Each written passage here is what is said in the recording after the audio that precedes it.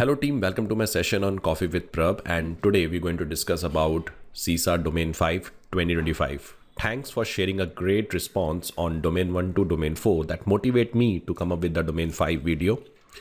I know Domain 5 is like a nightmare for the non-technical people who preparing for CISA exam, and that's why it took my time also when I'm preparing the content and all that. If you're new to the channel, do subscribe to the channel and click on the bell icon to make sure you should not miss my future videos on a similar topic. So without wasting a time, let's start with the first part. Thank you.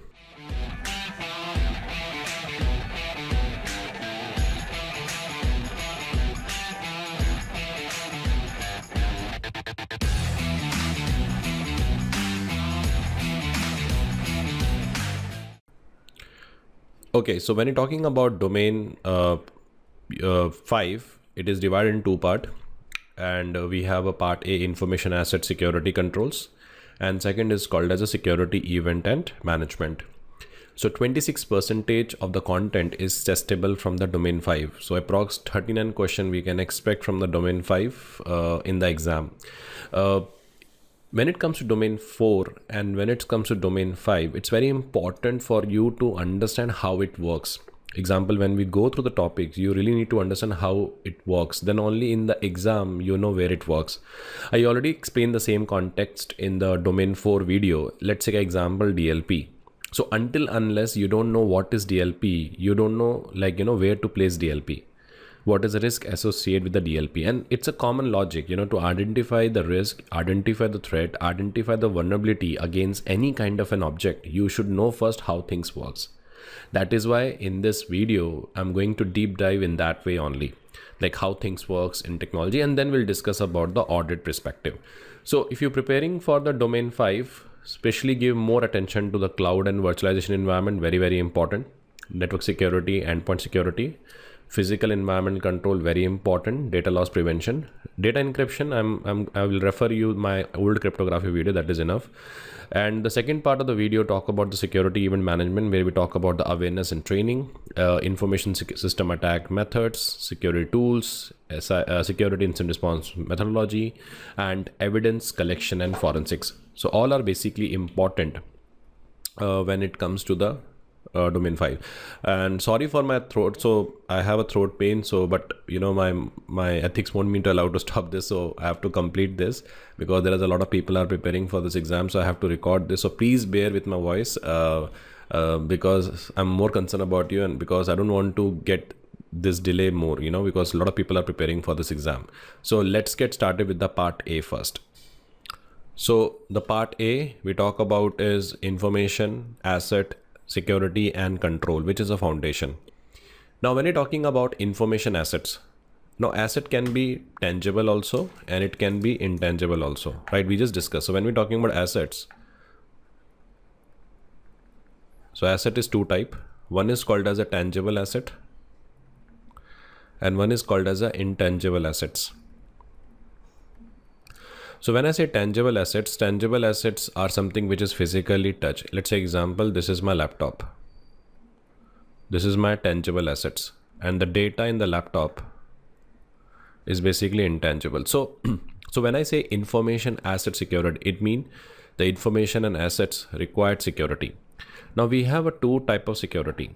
One is called as a cyber security and one is called as a information security. Now please understand carefully. Cyber security is protecting only digital assets.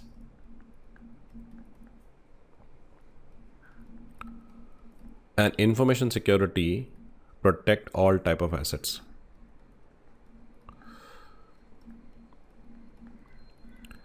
And let me explain you with the example. Let's say example, this is my phone.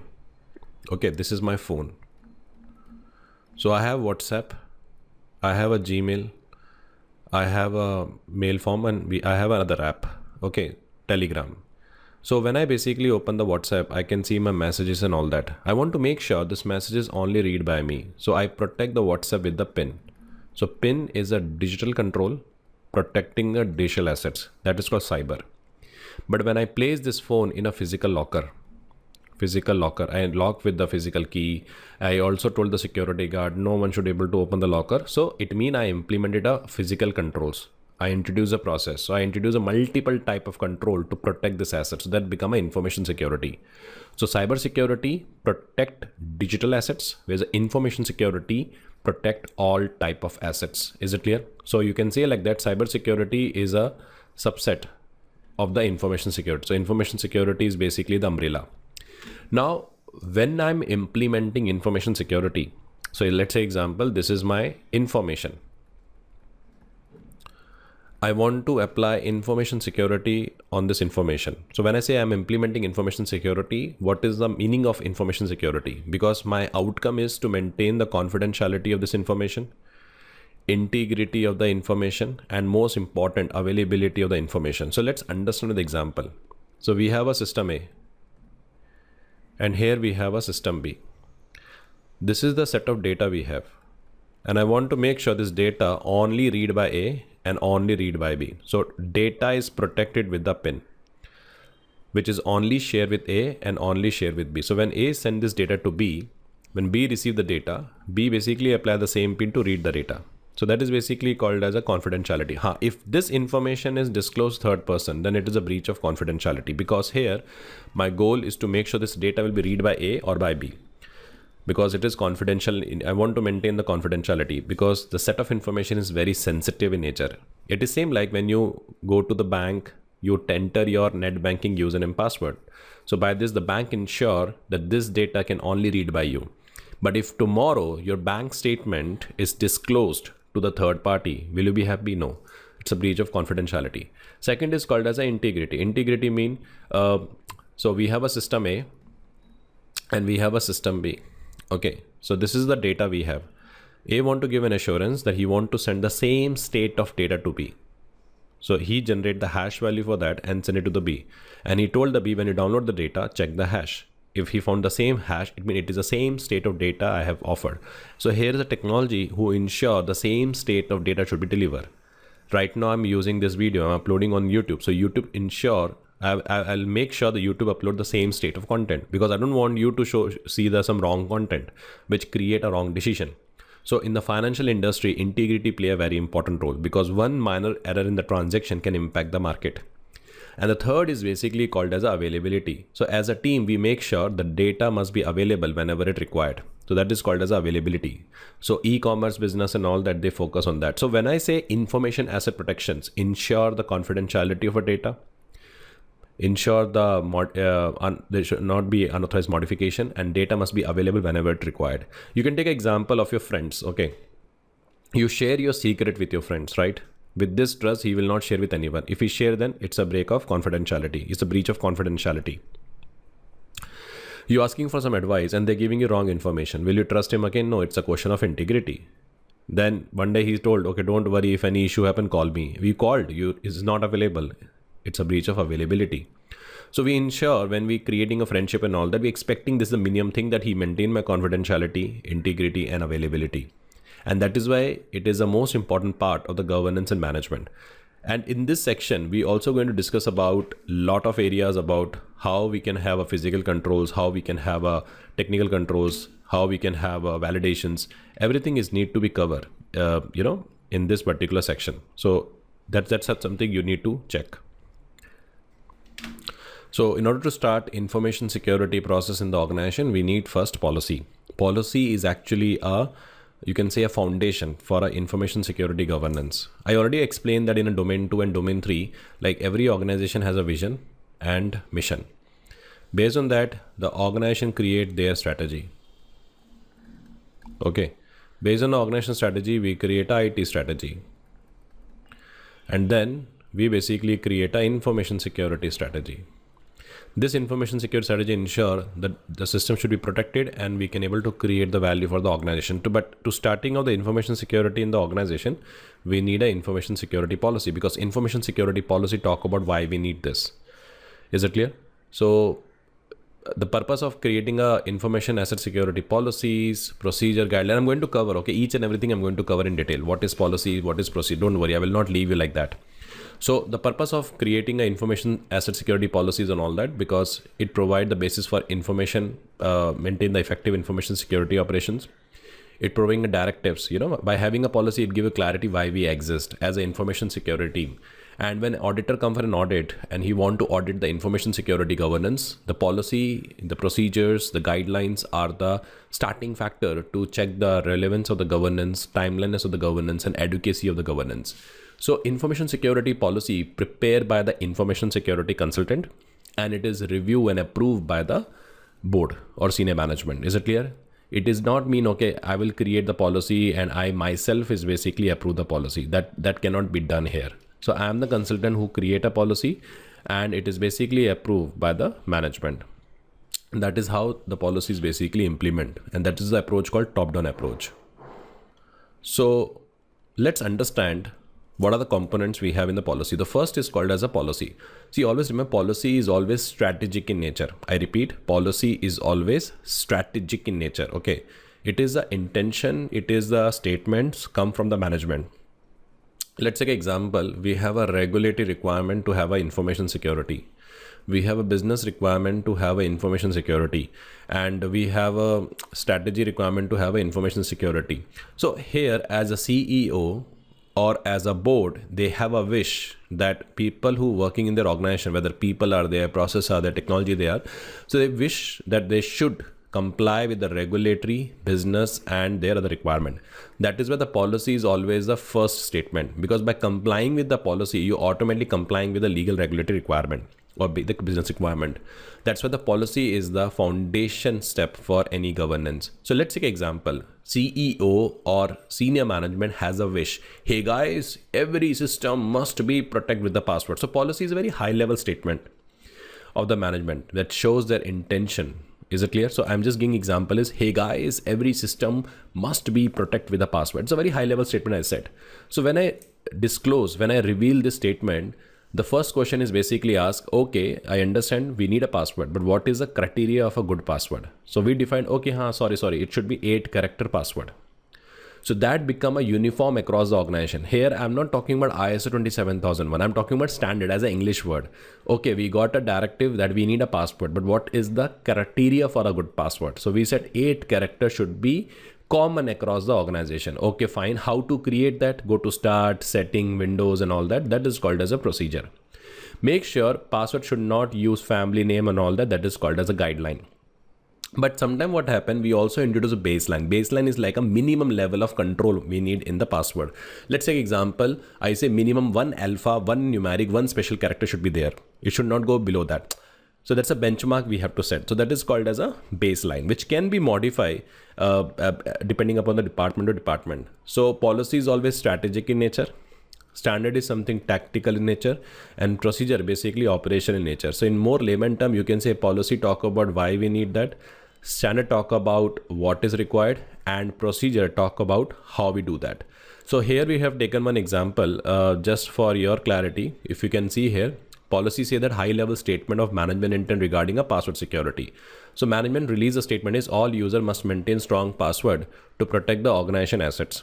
Fine. Standard say that specific mandatory criteria that support the policy. So password must be at least 12 character, including the uppercase, lowercase, and numbers and symbol. Then we talk about the procedure, step-by-step instruction to change your password, log into system, navigate account settings. So this is the document which is more detailed in nature for the user. Then we have a guideline, a recommended best practice to help the user to meet the standard. So it is recommended to use passphrase that combine the unrelated words, avoid using personal information. It is good to have. Guideline is something good to have. Okay. And then we have a baseline, a minimum required configuration for the password setting. Like all system must enforce password expiration every 90 days. It's a minimum benchmark. We cannot go below that. So that's how we basically create the policy document. Is it clear? So this is called policy. Then we have a standard. Then we have a guideline actually. And then we have a procedure which include the guideline and all that.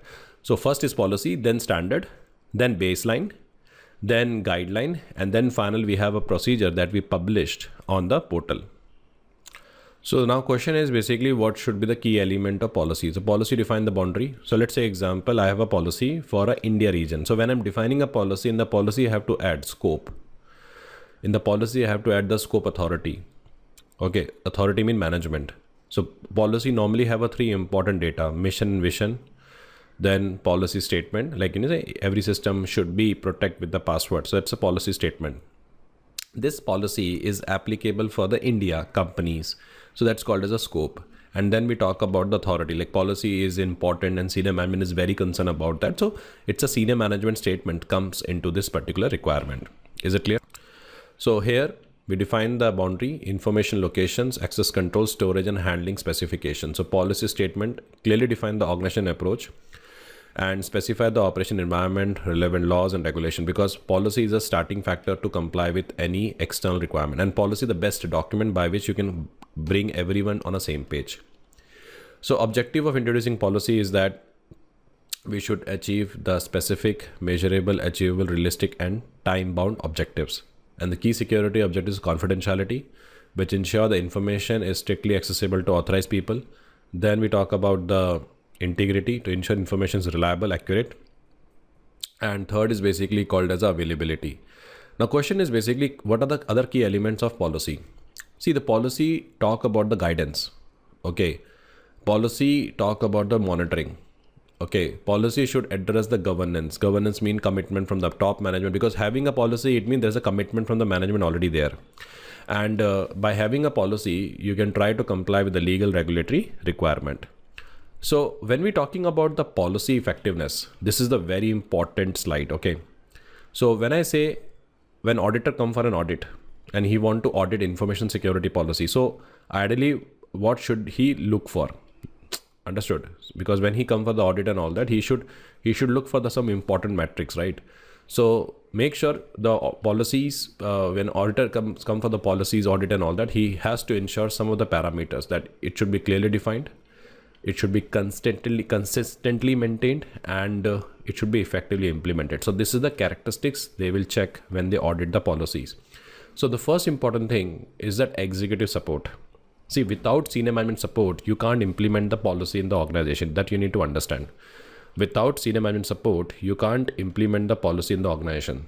Second is called as a business driven. Business driven mean the policy should be aligned with the information security objectives.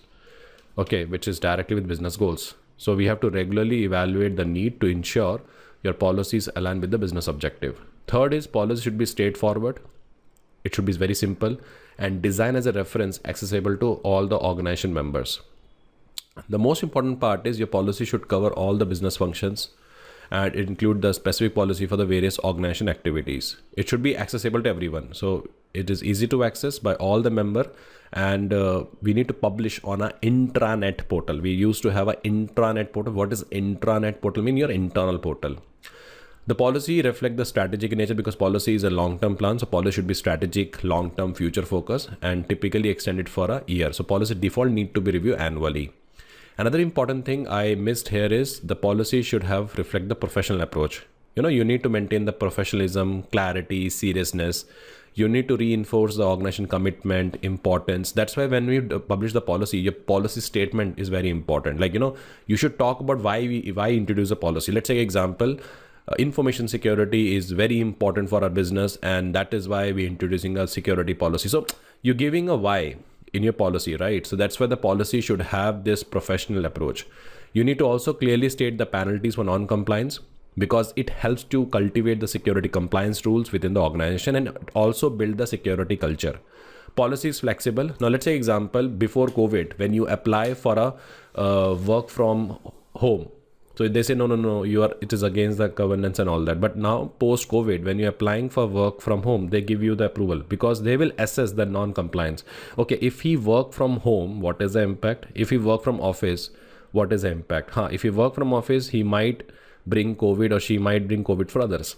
Understood? So we assess the risk of non-compliance, and according to that, we raise the exceptions. Okay, so we will see how many times this exceptions has been done in a year. And if you think this exception is genuine, the next year we will amend that in a policy. But make sure these exceptions need to be documented. So policy must be flexible, because if you make it policy more rigid in nature, it will not work. And most important part, it's regularly updated. That's a very important thing you need to understand. Is it clear? So now we're going to discuss about the different type of information security policies. The first is called as a organization policy. It means it is a master information security policy, which is a general high level blueprint addressing the security across the entire organization. It's very generic in nature. Then we have a system specific policies, which is tailored to the individual systems, application or network. Let's take an example. We have a payroll system security policy. We have a cloud access security policies. So that is basically called a specific system information security policy. And then we have a issue specific information security policy, which addresses specific issues. Like we have a threat management policies. We have a security awareness for the financial business policies. So we're talking about here is issue specific information security policy or cloud security core policies. So that something is there. Now to implement the policy in the organization, we need what? We need a standard, procedures and guideline, right? So procedures are the step-by-step task to accomplish the specific security objective. So first we have a policy, then we have a standard, and then we have a procedures. Okay, so standard is uniform across the organization. So if you get a question around which type of document is more detailed in nature, which give more visibility to the user, so answer is basically procedure, because procedure is the only thing which talk about the detailed instructions. Okay, it talk about the specific tasks that you have to perform in the organization, and it should be backed and supported by information security guidelines, which is recommend for performing tasks but less mandatory. See, one thing you need to understand, guideline is always optional in nature. Policy is mandatory in nature, procedure mandatory in nature, standard is mandatory in nature. Baseline and guideline are optional in nature, because it is not possible that we can have a baseline for everything. So guideline is basically talk about it assists the implementation of security standard. It is flexible, general, open to interpretation. Characteristics advisory rather than mandatory, and it allow the user flexibility and discretion, because different way they take the guideline in different manner. So that is why guideline is always optional in nature. Now next topic is talk about the information security standards and framework. Okay. So what is the difference between the standard and framework? Because it's very important for you to know the thin line difference. See, framework is something which is customizable in nature. You can customize as per the business need. Whereas the information security standard is specific, detailed, mandatory criteria. Let me explain you with the example. Now, company has given you task that we need to implement cyber security in the organization. So there is a framework which is called as a NIST CSF. Okay, so let me explain that. So there is a framework called as a NIST CSF, cyber security framework. It has four or five functions: govern, identify, detect, recover, and all that. Now, under the identify, he has some of the processes. Now, I don't want all this process to be implemented in my organization. So one of the processes they have is implement the password management system. So I want this process. I really like the process. So that is basically I adopt it. But that process I want to met as per the benchmark. I want the process to be met as per the industry standard. So in that case, I refer 27001, which really give me the good guidance how to implement the particular process in the organization. So first I adopt the processes from the framework, and up to implement the particular process to be uniform across the organization, I adopt the standard. So normally the process is what? First we adopt the framework, identify out in the framework what are the process are important, what is not. And then when we're talking about the specific procedures, guidelines and all that, for that we implement a specific control reference. One more example I can give you, like I want to build a house. So this is the framework of my house. So I want a TV, I want a fridge, I want a AC. Okay, now I can buy any TV, I can buy any fridge, I can buy any AC. No, but I want to go only for LG AC. I want to go for Samsung AC. I want to go for Godrej AC. Example. So when I finalize, I want to go for Godrej, I can't modify. It comes with the respective settings. Understood? So that's why called. We first define the logical structure of my house, which is a framework. What is my need? And when I'm implementing a particular components in that house, for that I refer the standard, because standard define the criteria of quality. Standard talk about the brand. Is it clear? So I want the information security process in my company as per the framework. That's a framework. But I want 8 character, which I like as per the NIST benchmark. That is a standard. Is it clear? So information security framework provide a high level. Okay, it provide a high level comprehensive structures Okay, the scope is cover the policies, procedure, risk management, overall governance. And policy is flexible in nature. Okay, sorry, framework is basically flexible in nature, adaptable, customized, and it can basically guide your strategic plannings and everything. And one of the framework we have is information security framework called cyber security framework. On the other side, information security standard is specific detailed inventory mandatory criteria. It focuses on a concrete requirement for a particular aspects. It is prescriptive, rigid. Okay, it provides the measurable criteria, and one of the standard is 27001. Okay, so I want a TV, which is my necessity is a framework, but I want a specific brand of TV that become a standard. Is it clear? That's why we always use standard for a certification. We never come with a framework for certification. We send a 27001 certified, 22301 certified. So a particular standard talk about the control benchmark. So that's why standards come with the certifications.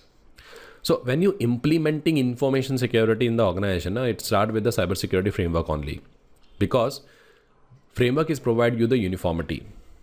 Framework is basically provide you the uniformity. So it actively implement the security measures, controls and process, and it help you to continuously improve the organization security posture. By having a framework, you can also implement the effective risk management. You can introduce the effective incident response process. You can able to do market research, and according to that, you can able to club more and more business opportunities. Understood? You can increase the system reliability. We can ensure the proper controls, procedures established in nature. So all those things are the benefit we get when we implementing information security framework. There is a multiple reason. So reduce the risk, effectively implement the incident management. You can able to compete in the market easily, and it increases security reliability. That is the advantage you basically get when you implementing information security framework in the organization. So now what the role of an auditor? So if you're auditing the information security framework, you need to audit the logical access control. You need to evaluate the security testing techniques and procedure to check whether it is working effectively. You need to review the incident investigation process. It's basically working effectively. Analysis of the basis of basic framework components. That's something we have to validate. So when you're analyzing the basic framework component, in which we talk about the risk management, risk assessment results, you look for the control design and effectiveness, you look for the incident management response. So these are things that you will analyze when you're talking about the framework and all that. So I want to explain you how the overall information security framework works in the organization. Let's take an example. This is your office in India. Okay. And you have 3 floors in the office. We have a ground floor, we have a first floor, and we have a second floor. In the first floor, we have a sales team. You have a sales team. Okay. Who provide the support to the Europe. So if you need to doing a business in Europe, you need to be comply with the GDPR. Now, is it possible for you to educate sales team on all the articles of GDPR? No. So there is a appointment of the DPO who understand the requirement of GDPR, and according to it translate the requirement to CISO. Now CISO, what he does, he cannot educate GDPR. So what he did, CISO has been appointed. He create a strategy. He create a policy. This entire thing is part of our information security governance. It's part of information security framework. So he applied that on the second floor. How? He disabled the mobile access. He disabled the USB access. Everything he has done there. So by end of the day, what happened is security governance has been appointed, and they have protect the second floor of the facility because it hold the PI data. So information security ensure they can able to protect the second floor, and by that they comply with the GDPR. Understood? So we are auditing this entire governance process. That something is part of a requirement.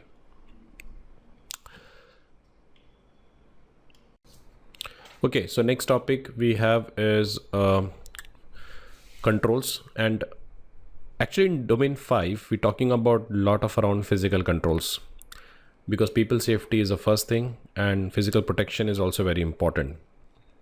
So when you say physical and environmental controls, it protect information asset from physical and environmental threats. Physical threats can be anything like, someone get into the building in an unauthorized manner and he simply took the laptop from there. So that's called as a physical breach. Environmental threats can be power failures, earthquakes, okay, water flooding, water leakage, which can damage the equipment. So that is called as environmental threats. So physical and environmental controls often designed and managed by the facility management. This is called as a facility management who actually does this. And we in every company, we have a profile called as a facility security manager or physical security manager who ensure this. So what is the role of an auditor here? So auditor has to assess the adequacy of control. He has to verify the physical infrastructure, like buildings, server rooms meet the security requirement. How? He will check the policy, and as for the policy, as for the procedure, he will check is the appropriate controls has been done, has been implemented that there or not. So that's something we have to look for. Okay, so next is called as exposures, the risk, the issues with the physical area. So equipment issue, it directly deal with the availability. Just imagine there is a server is running, and because of power failure, server is down. It impacts the availability, right? So it's very important. We need to know the equipment issues. Okay, the first issue is called as a power loss. Like there's a complete loss of electrical power supply. It means server is running and completely there is a blank. And it can be caused by the storm, earthquake, utility, outage. So that is possible. Agree? Second is called as a severely reduced voltage, which is called brownout. Sometimes we don't get the appropriate voltage and all that. That's why nowadays in the house we used to have this what is called stabilizer. In the office, the same thing called as a PCS, power conditioning system. So they basically maintain the proper voltage for the equipments, because sometimes what happen, there is a sudden spike, there is a sudden low. If the equipment doesn't get the proper power and all that, it can damage the equipments and directly impact the availability. Then we also have another thing called as SAG. SAG means temporary drop in the voltage. Okay, spike is basically suddenly increase in the voltage. That's when you're booking sometime Uber cabs and all that, there's a surge prices there, right? So spike and surge is called sudden increase in the voltage, and that also cause data corruption or hardware damage. Like it can fry the motherboard, it can damage the disk and all that. Another important thing we called as a EMI, electromagnetic interference. The cables that you're using to connect computers and all that, if there's sometimes the cables are prone to a lot of interference, which can lead to the data loss. So EMI can be caused by external source like motor, fluorescent light, radio transmitter. So we have to make sure we should have a proper shield protection for that.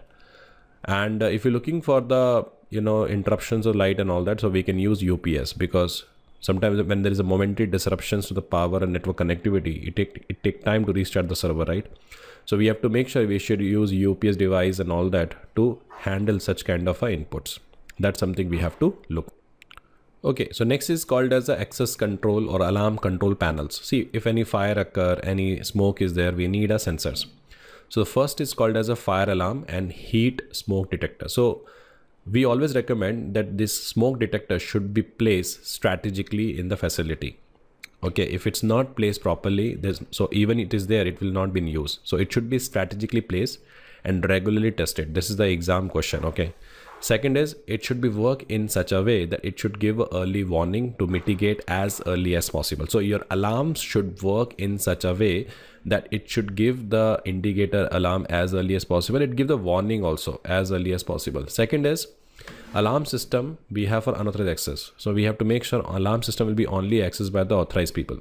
So that's why it is integrated with the building security system, and alerts trigger if the doors are forced or open after the hours. That something is there. Normally what happen is if any fire occur and all that, it work in a fail safe mode. Fail safe mode basically mean the door will open automatically, so the people can go out.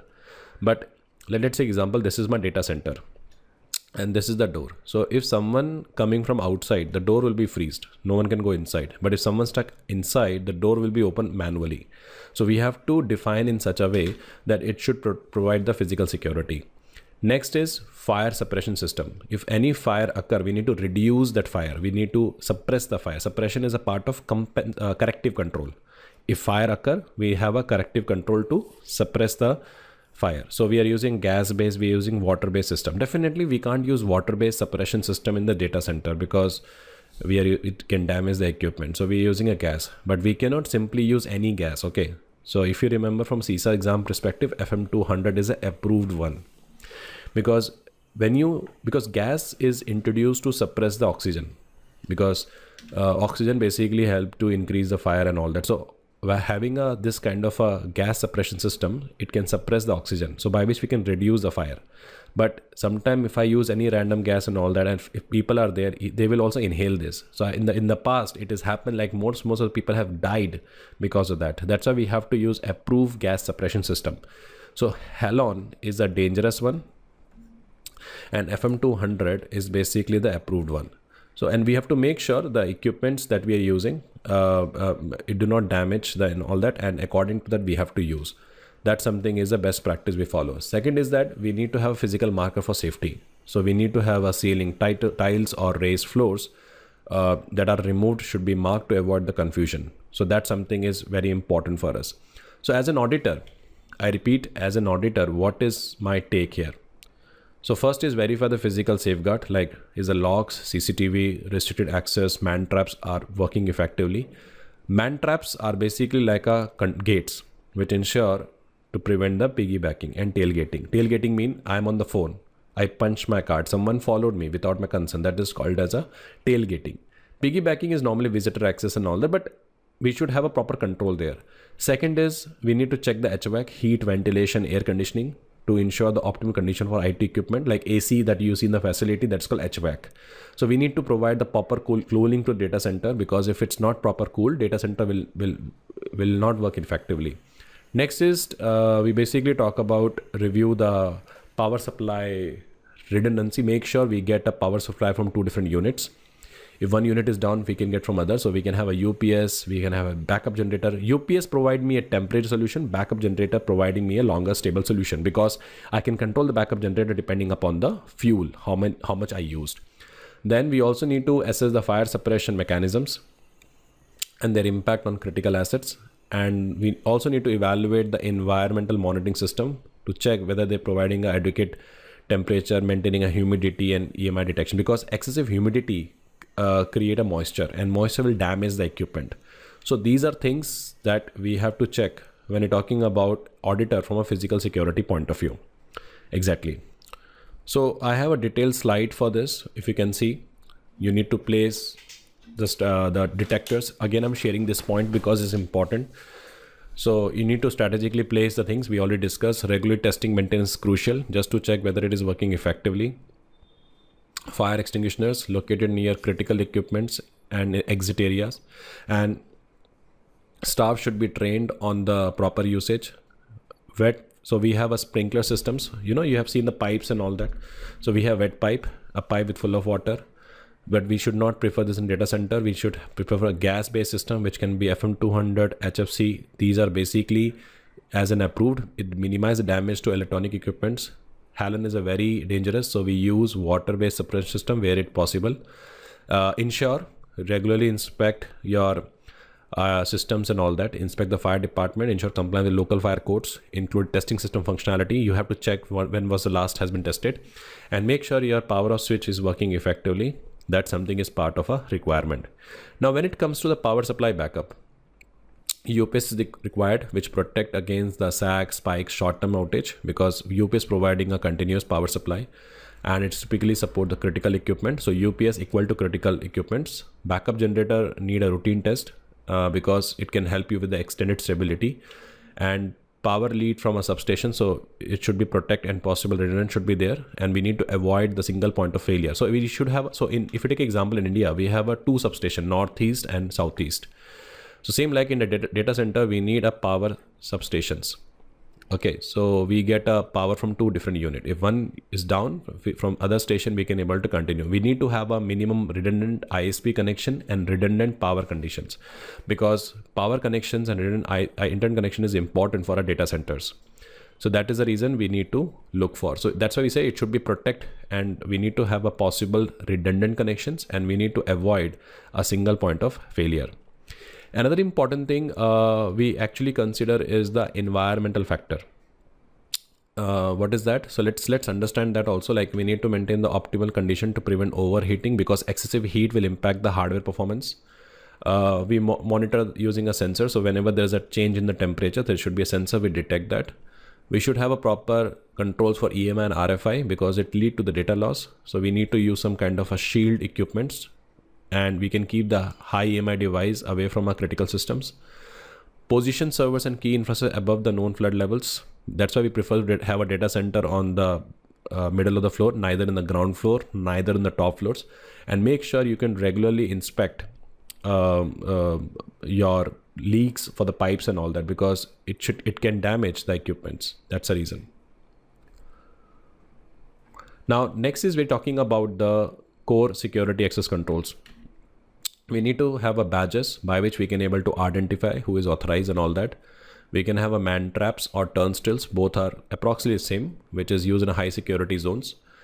Always remember that you need to document test the evacuation plan, and the procedure should be clearly defined, and you have to test on regular basis. You need to define the prohibit activities, like, you need to avoid the commercial metals, critical things in a critical area, and we have to make sure unapproved personal device near sensitive equipment should not be there. Along with that, disgruntled employees, other elevated privilege we need to avoid. So that is an insider threat we have, and that can be mitigated by having a proper background check, because these are the possible threat actors we have. So insider threat is more dangerous than external, because they have access to your enterprise, they have access to your organization, and that can be mitigated by doing a proper background check and all that. That's why background check is called as a preventative controls. External threats we have, like unauthorized visitors, they can vandalize, they can theft, espionage. So we need to have a strong control checks. We need to have a strong defense in depth. Like, that's why in the offices you have seen, they have a first main gate where we collect the information, then they give the card, then we need any employee of the company who can escort them. We cannot simply allow them like that. So these things can be done to handle the external threats. And common exposures we have, like theft or misplacement of media devices. Then, shoulder surfing, eavesdropping, wiretapping. Shoulder surfing means like you're typing something on your mobile and all that, and there's a person next to you is looking at your screen. That is called as a shoulder surfing. Eavesdropping is listening to the conversation between the two parties. That is there. So what I'm looking forward for is, I'm looking for some kind of a controls. So we have first is called as a parameter and entry control. Now listen carefully, okay?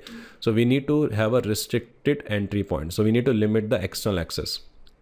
We need to limit the external access to few monitor doors. Instead of having a 32, 33 exit doors, we can have a 5 or 6, because more exit doors, more entry doors required more people to monitor. So we can have limited entries and we have a limited exit points, which is easy to manage. Second is we need to have a proper locks and badge. Okay, so we have a physical electronic lock like key card, badges, and we need to have a guard station where we train the security people to verify the credentials and monitor the visitor logs. That something is part of a requirement. Now, another important thing we have to look for is access zones and segregations. So if you think some areas are critical, some are used for visitors, we can define the security based on that. That's called layered security. So let me give an example of that. So this is your facility. Okay. This is your data center. So you believe this is a very critical area, and here we have some business process. This is also very critical. Then we have an operation team. They also handle some data that's a critical, and this is basically called as a guest area. So if any person is coming, he can basically access this area only. So we can have this kind of a segregation. Okay. So we can have a separate zone for public, restricted, highly sensitive area. According to that, we can have a segmentation. And if anyone join the organization based on a role-based access and everything we can give. If any network administrator joining, according to that, he get access. If system administrator joining, he get access according to that. So we can have a role-based access controls. Another important thing, we can have a visitor management. So we can have a sign-in logs. So we can record the visitors, what is the company purpose and all that. We can have escort policies also, where the visitor must be accompanied in a restricted areas. And we can have a badges. If you notice, badges we can able to identify that, okay, who is a visitor, who is the employee, who is a contractor. Next is basically called as a physical barriers. So we have a man traps and we have a turnstiles. Man trap is like a two doors. Okay, two doors. So example, like this is the data center. So we have a door 2 and we have a door 1. So first the person will basically scan the card. This door will be open, he go inside, then this door will be closed, then this door will be open, he scan and then he go inside. So when he enter into this area, the second person only enter when he enter into data center. So it's called as a double door, which basically prevent the piggybacking and tailgating. But when we're talking about your turnstile, so turnstile you have seen in the visa embassies and all that, so this is like a big screen, so it will basically rotate. So one person at a time. So that is basically called as a turnstiles. And it should be protect with a compensatory control, which is called security gates and security guards.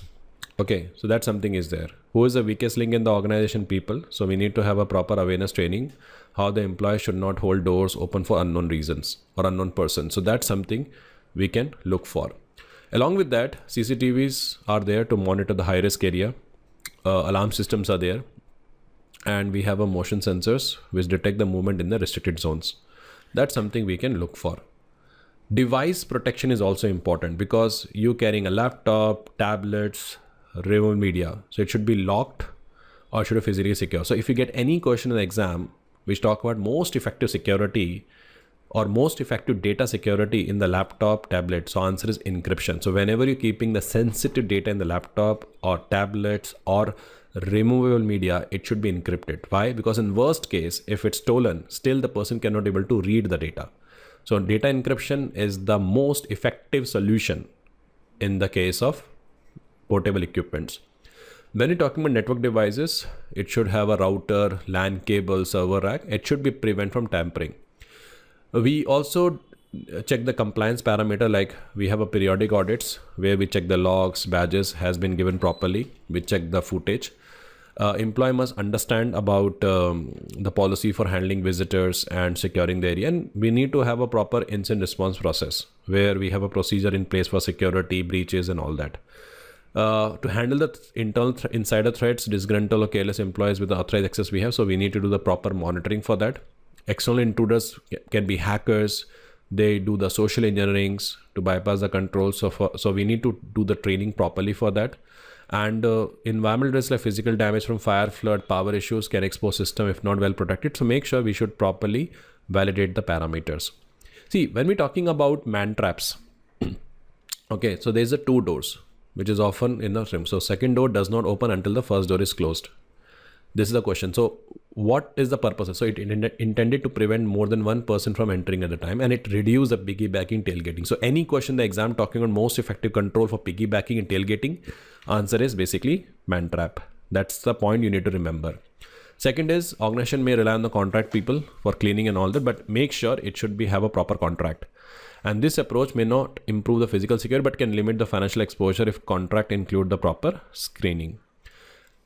Any kind of a secure holding area we have or receiving docks may use for deliveries to prevent the direct access to the rest of the building. So any visitor is there, he should not be allowed beyond the specific area, or it should be escorted with the employees. That's something has to be followed. Along with that, we follow the other practice, like when you're leaving the computer room, you should log off. Your remote media should be secured to prevent unauthorized access. Forklifting trucks, carts, if it's used or near security, it must be monitored. They do not compromise security. But from an audited point of view, verify the alignment of actual facility layout with the document security plan, compare, confirm the alarm coverage is sufficient, inspect the critical rooms, and check how the sensitive confidential equipments areas are identified and documented. See, having documented one thing and implemented is a one thing. So writing does not mean happen. Go look and verify. So that's something you need to validate. And the specific area to be reviewed, like computer rooms, okay, adjacent space, and storage rooms. These are things you have to check when it comes to the safety and security. Now, when you're talking about physical access control, other areas, we have some recommendation, like we need to have a solid fire resistant walls. It's a recommendation. Move a wall for modular cabling. So you need to move the cables and all that. We need to have a data center raised floor and suspended ceilings. So it should be properly sealed. Adequate lighting, so we can cover the shady areas. No flammable or hazardous materials stored when they could threaten the IT infrastructure. So make sure you can check that. If you have a procedures, confirm whether it is properly in place, document it, test it. I repeat, if they claim they have a procedure, audit that. Just check whether it is in place, whether it is documented, and whether it is tested. and check for the appropriate signage. Do they have a appropriate signage, like which indicating the emergency exit, power off switches, and evacuation routes? That's a very important part. Along with that, we also need to validate your critical area to verify all equipment safety requirements are addressed. And as an IS auditor, we should validate whether emergency procedures, disaster preparedness, and proper evacuation protocols are in place, because that is also one of the most important thing we need to consider. Okay, so next topic is ICS, Industrial Control System Security. So before I jump into ICS, what is that and all that, let me give you the high level idea. Let's take an example. So we have these machines here. So we have a machines, and we have a machines. Now these machines are basically working on the ground level. Okay, these machines can be anything. It can be machinery used for water refineries. Machinery can be used for the plants. Machineries are basically using to, let's say example, I work for the company which does the water refinery or oil refinery. So this is the machines has been used for that. So initially what happened, these machines manually managed by human. Manually he control the temperature, manually he control the everything. But now what happened, these machines are controlled through the help of PLCs, programmable logic controllers. So it is a device, it is a sensors which is used to control these machines. And each PLCs are basically controlled by the DCS, distributed control system. So in layman term, you can say DCS is a server by which you manage the PLCs, and PLCs used to control the machines. But what I need now, I want a one centralized console from where I want a complete visibility, what is happening in my multiple machines, plants and everything. And that is basically called as a SCADA. So this entire stuff is basically called as a ICS, Industrial Control System, which is used to manage, operate infrastructure supporting functions such as water, power and transportation. So today if you see ports, airport, these machines are controlled by the SCADA. So here what happens, the SCADA is connect with the one system. Okay, so user log into the system, through that he can connect the SCADA, and through that he manage a plant. The concern here is if any hacker able to hack into this machine, from there he can able to control the SCADA, and it can be backfire the same company, because in SCADA the biggest concern is availability. And if you're talking about today modern cyber warfare, where one country is targeting other country, they're targeting their critical infrastructure. And that critical infrastructure is operated and managed by SCADA only. So the biggest concern when it comes to SCADA is availability. And the best practice, we say that IT network should be isolated from the OT network, because ICS is called as a OT.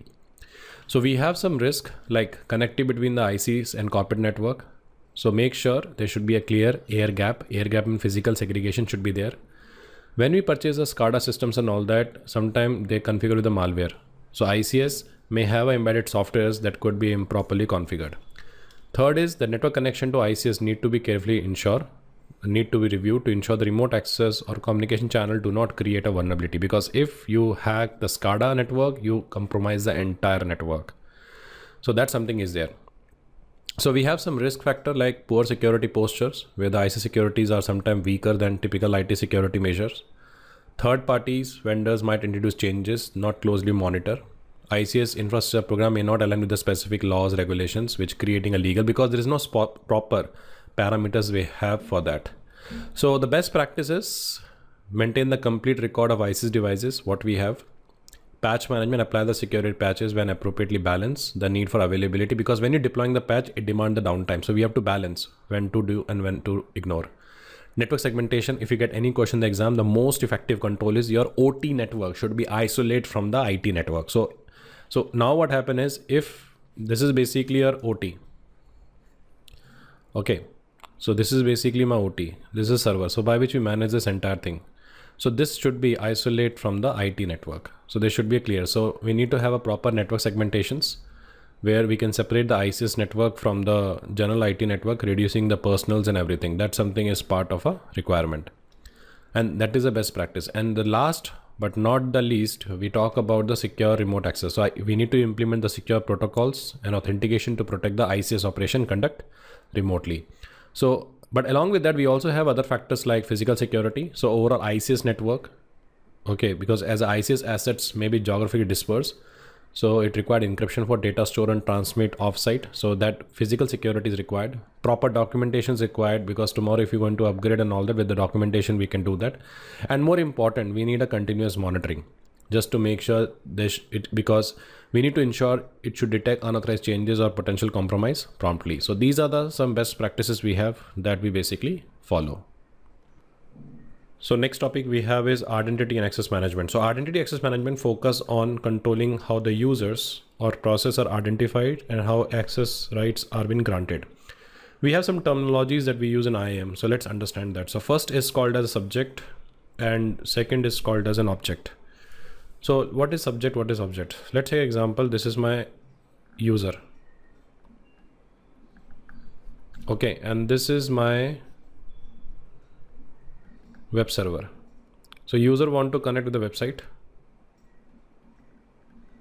Website basically asks for the login and he provide the username password. So in this case, user is the subject and web server is the object, because subject is always an active entity and object is basically called as a passive identity. Then website is basically connect with the database. Then website become the subject and database become the object. Is it clear? Because he has to check the information from the database to verify the credentials, and database provide the credentials and website validate the credentials. Based on that, he provide the access. So subject is always an active entity and object is a passive entity.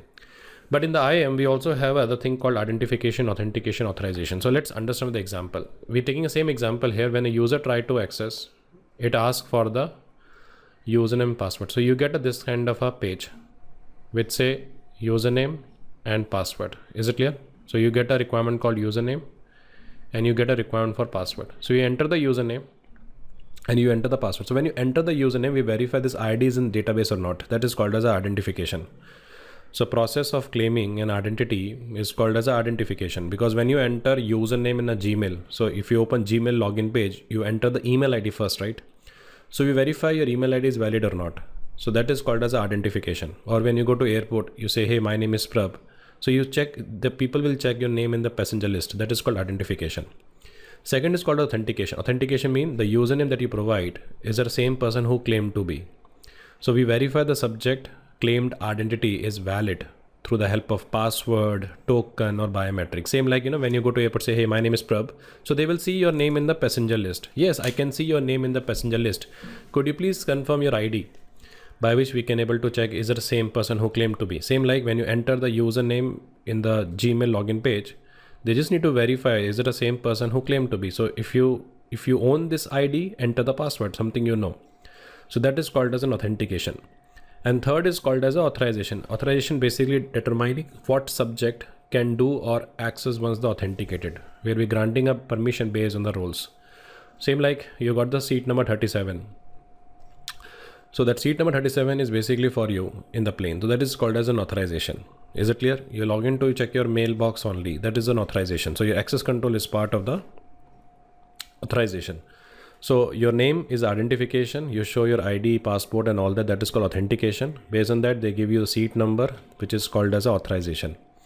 So there's a lot of benefits we have for the IAM. The first reason of introducing IAM to improve the regulatory and compliance, because it helps the organization to align with the standards and reduce the compliance related risk. Second is it helps you to protect the data, because IS can safeguard the sensitive data by controlling who can access it. Third is enhance the user experience. So we simplify the sign-on process, reduce the password fatigues and all that. We can also streamline the access control, where we have a centralized administration and provisioning of account. We promote digital transformation. We facilitate the secure adoption of new technologies.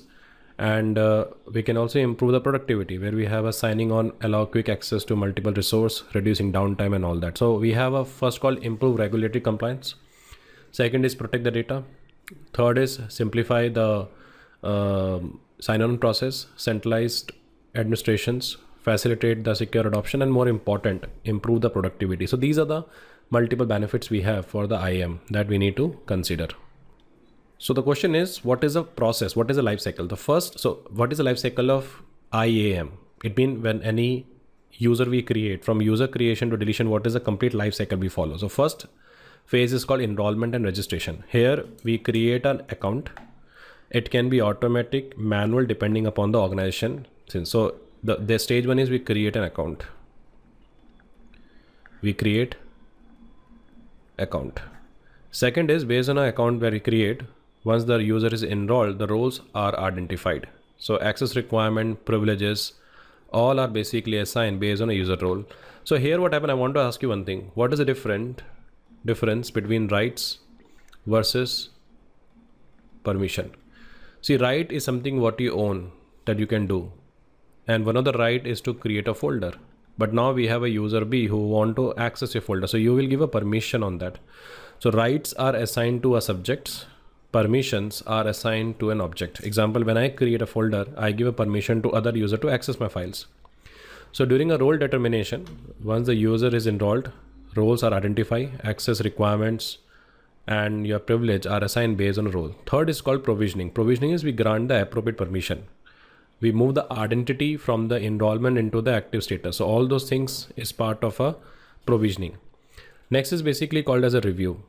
Ongoing process are there where the user permissions need to be reviewed. If you don't have a review process, continuously one person getting an access, his previous access has not been revoked, so continuously getting multiple access. So during a review, we make sure he get a appropriate access and all that. And when the user is not in use, he left the company, we have to deprovision the access, where we involve the removing or revoking a user access and ensure the departing employee or changing role do not retain the unnecessary privilege. And the reason of having a deprovision in the phase, because we need to prevent access creep. Access creep basically mean, suppose I join as a network administrator. For some business need, they have escalate my privilege to system administrator. So now I'm carrying network administrator permission also and system administrator permission. So when we having a deprovisioning phase, so according to enrollment, according to role, we giving him network. Now we need to give him a system. So first we need to complete the cycle. So we need to deprovision his network admin, and then again we have to go for system admin. So we need to follow a life cycle. If I don't have a deprovisioning, what happen is he currently own the network administrator permissions, and now we have given him system administrator permission. So continuously getting a multiple access, and tomorrow if this account is hacked, it's a problem. So that is why we need to have a deprovisioning phase in the IAM process. It's very important. Is it clear? So the question is basically, what is the best practice? Okay, benefits okay, but what is the best practice? We first identify gaps and plan for improvements. How? We can regularly assess the IAM environment for potential weakness. And we can tailor the IAM solution to a specific organization requirement. For a financial business, we have a different IAM. For our service industry, we have a different IAM. It's very important to maintain the clear documentations. When you enroll any user, maintain the documentation. Provisioning have a documentation. Role management has a documentations. Enforce strong authentication method. That's a very important part.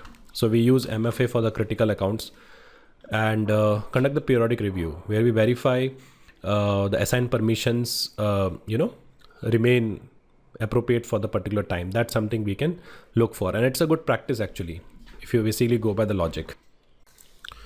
Okay, so next topic is called as a different type of authentication. See, when we're talking about authentication,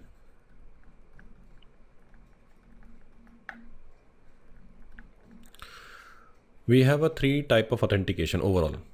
Something you know, something you have, and something you are. So when I say something you know is your password. Something you have, like you have something, token, mobile, and something you are is biometric. Something you are.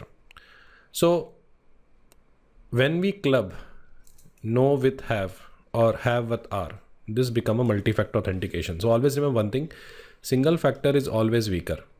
Multi-factor is always secure, because if someone capture my password, if he hack my password without my consent, he can able to log in, which is also a concern for us, right? So what I need here is I want to protect my account with 2-factor authentication. So even he know the password, but still he cannot able to log in because he need the OTP, which is coming on my phone.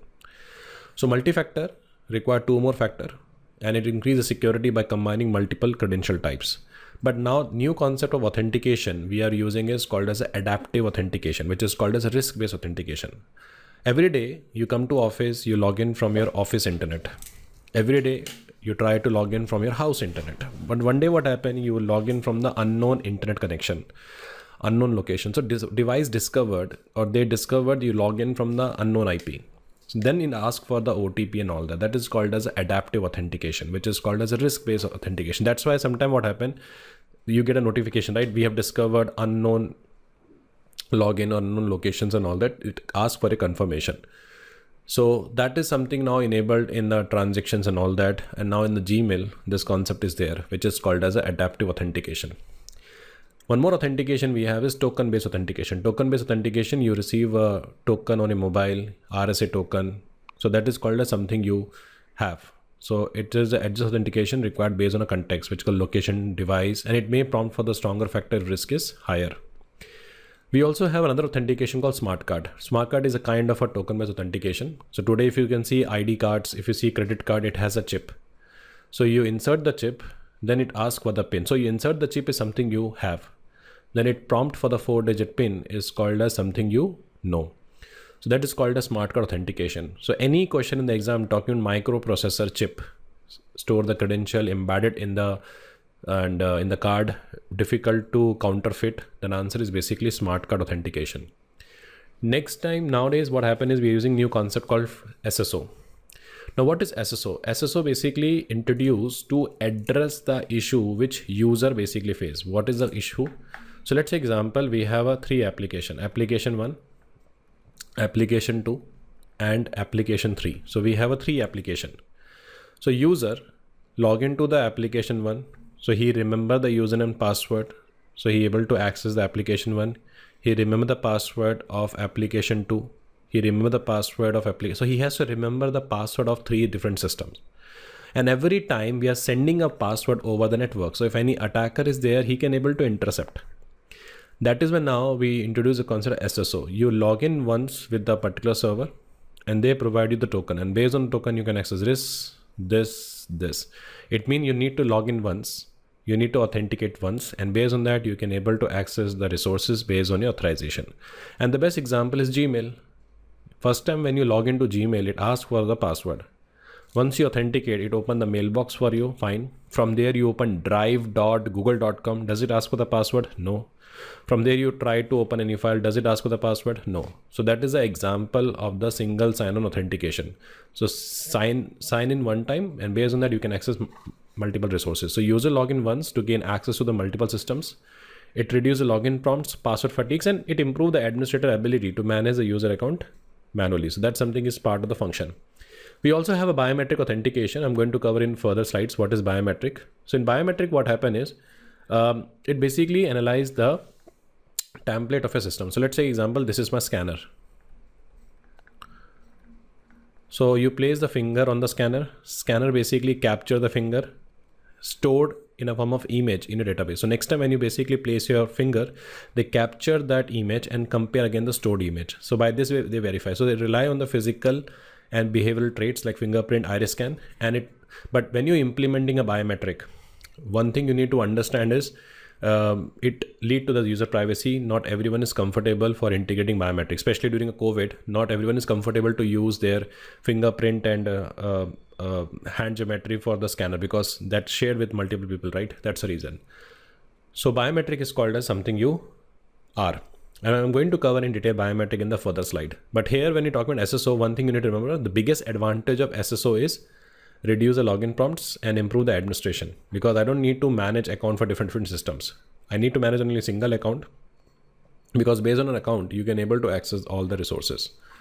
So once you're done with the identification, you're done with the authentication, we have a next thing which is called as a authorization.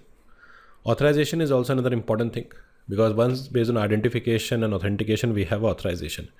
So we have a first authorization which is called as a role-based access control. See, right now we have a suppose user 1, user 2, user 3 and user 4.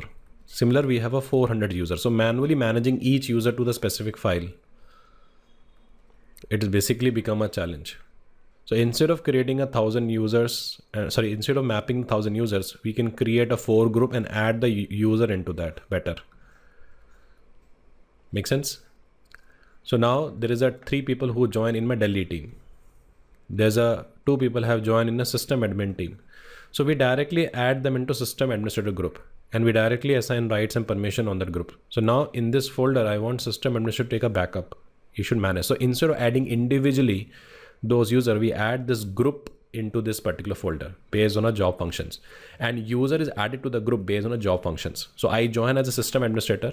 So my job function is to perform system administration. So they add me to this group.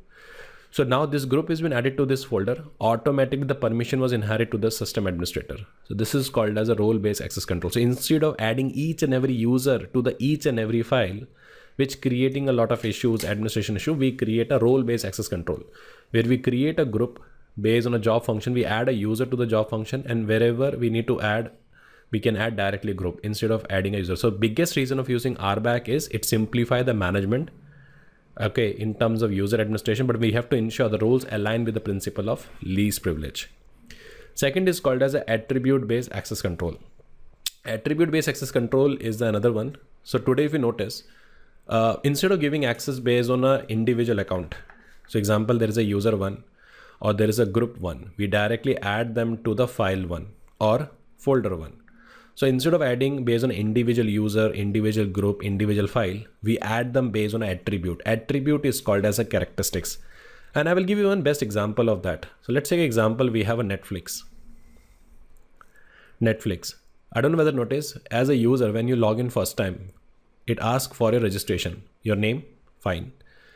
Your location, what kind of a movie you like and what is the language. Do you notice? This is the common metrics for any user. And then whatever the web series we have, they have labeled these web series depending upon the category. Like web series is English, web series is French, web series, and the type of web series is basically romantic, okay, entertainment or comedy. So these are called as an attributes. Okay, so now what happened when user login, instead of checking a user as a user, we check the attribute. Attribute is India. Okay, location is basically South. Okay, interest is Malayalam. So when he log in, we evaluate his attribute and then we map with the object attributes. What are the attributes available in the object according to this attributes? Object is anything which is Malayalam, comedy. We will provide that content to the user. So instead of managing on the individual level, we managing on the attribute level. So that is basically called attribute-based access. User login from outside of India. So we verify the context also, location also. Then we'll see what kind of an attributes you can see. So attribute-based access control, where evaluate the user attributes like department, location, and resource attribute before granting an access. So if you get any question in the exam talking about granular level of access, granular or context-based permission, or you can say fine-grained authorization, answer is basically ABAC. ABAC is very important for the exam. So today what happened in zero trust architecture and all that, we are using ABAC thoroughly. So that is basically called as a ABAC control. So another important thing, when we dealing with authorization, we have a lot of issues. The first is called inherit. Inherit means old privilege might remain when user change a role if not properly revoked. Then access control list. It can become complex to manage, especially if the environment has a numerous resources. Separation duty. Ensure no single individual can perform the conflicting task. Okay, we introduce separation duty, but later on what happens, 2-3 roles are merged as a one role. So these are some of the issues we have to deal with when we're talking about the authorization. That's something is part of a requirement. Okay, so once we're done with the identification, authentication, authorization, we need to track the accountability. Who does what? Okay, a user is there. He was able to access the file. I want to log this so that later on I can able to track what went right and what went wrong. So that's a very important part. So accountability basically ties back to specific subject, supporting auditing and compliance. So logs and audit trails are basically the most important part of the accountability, because it talk about, because logs and audit trail basically mean series of activities. It basically talk about who did it, what and when. So when we're talking about tracking the accountability, because when a user tried to access the file, there is a logs were enabled for that at 4:10 p.m. user A was able to access the file. So I can able to track that. Is it clear? I can able to track that. So that is called as an accountability. So can he deny later? No. But to establish the accountability, we need a proper login. We need to have a retention policy, because the logs which is created, we need to retain as per the legal regulatory requirement. But in some cases, if it's a critical business, we have to retain the log for the investigation purpose. And make sure we regularly review the logs to detect all the unauthorized activity. Logs are the most useful data we can use to improve our defense. Is it clear? But when you collecting a log, the biggest challenge is log accuracy. If logs got altered, so let's say example, we directly obtain the logs from a system.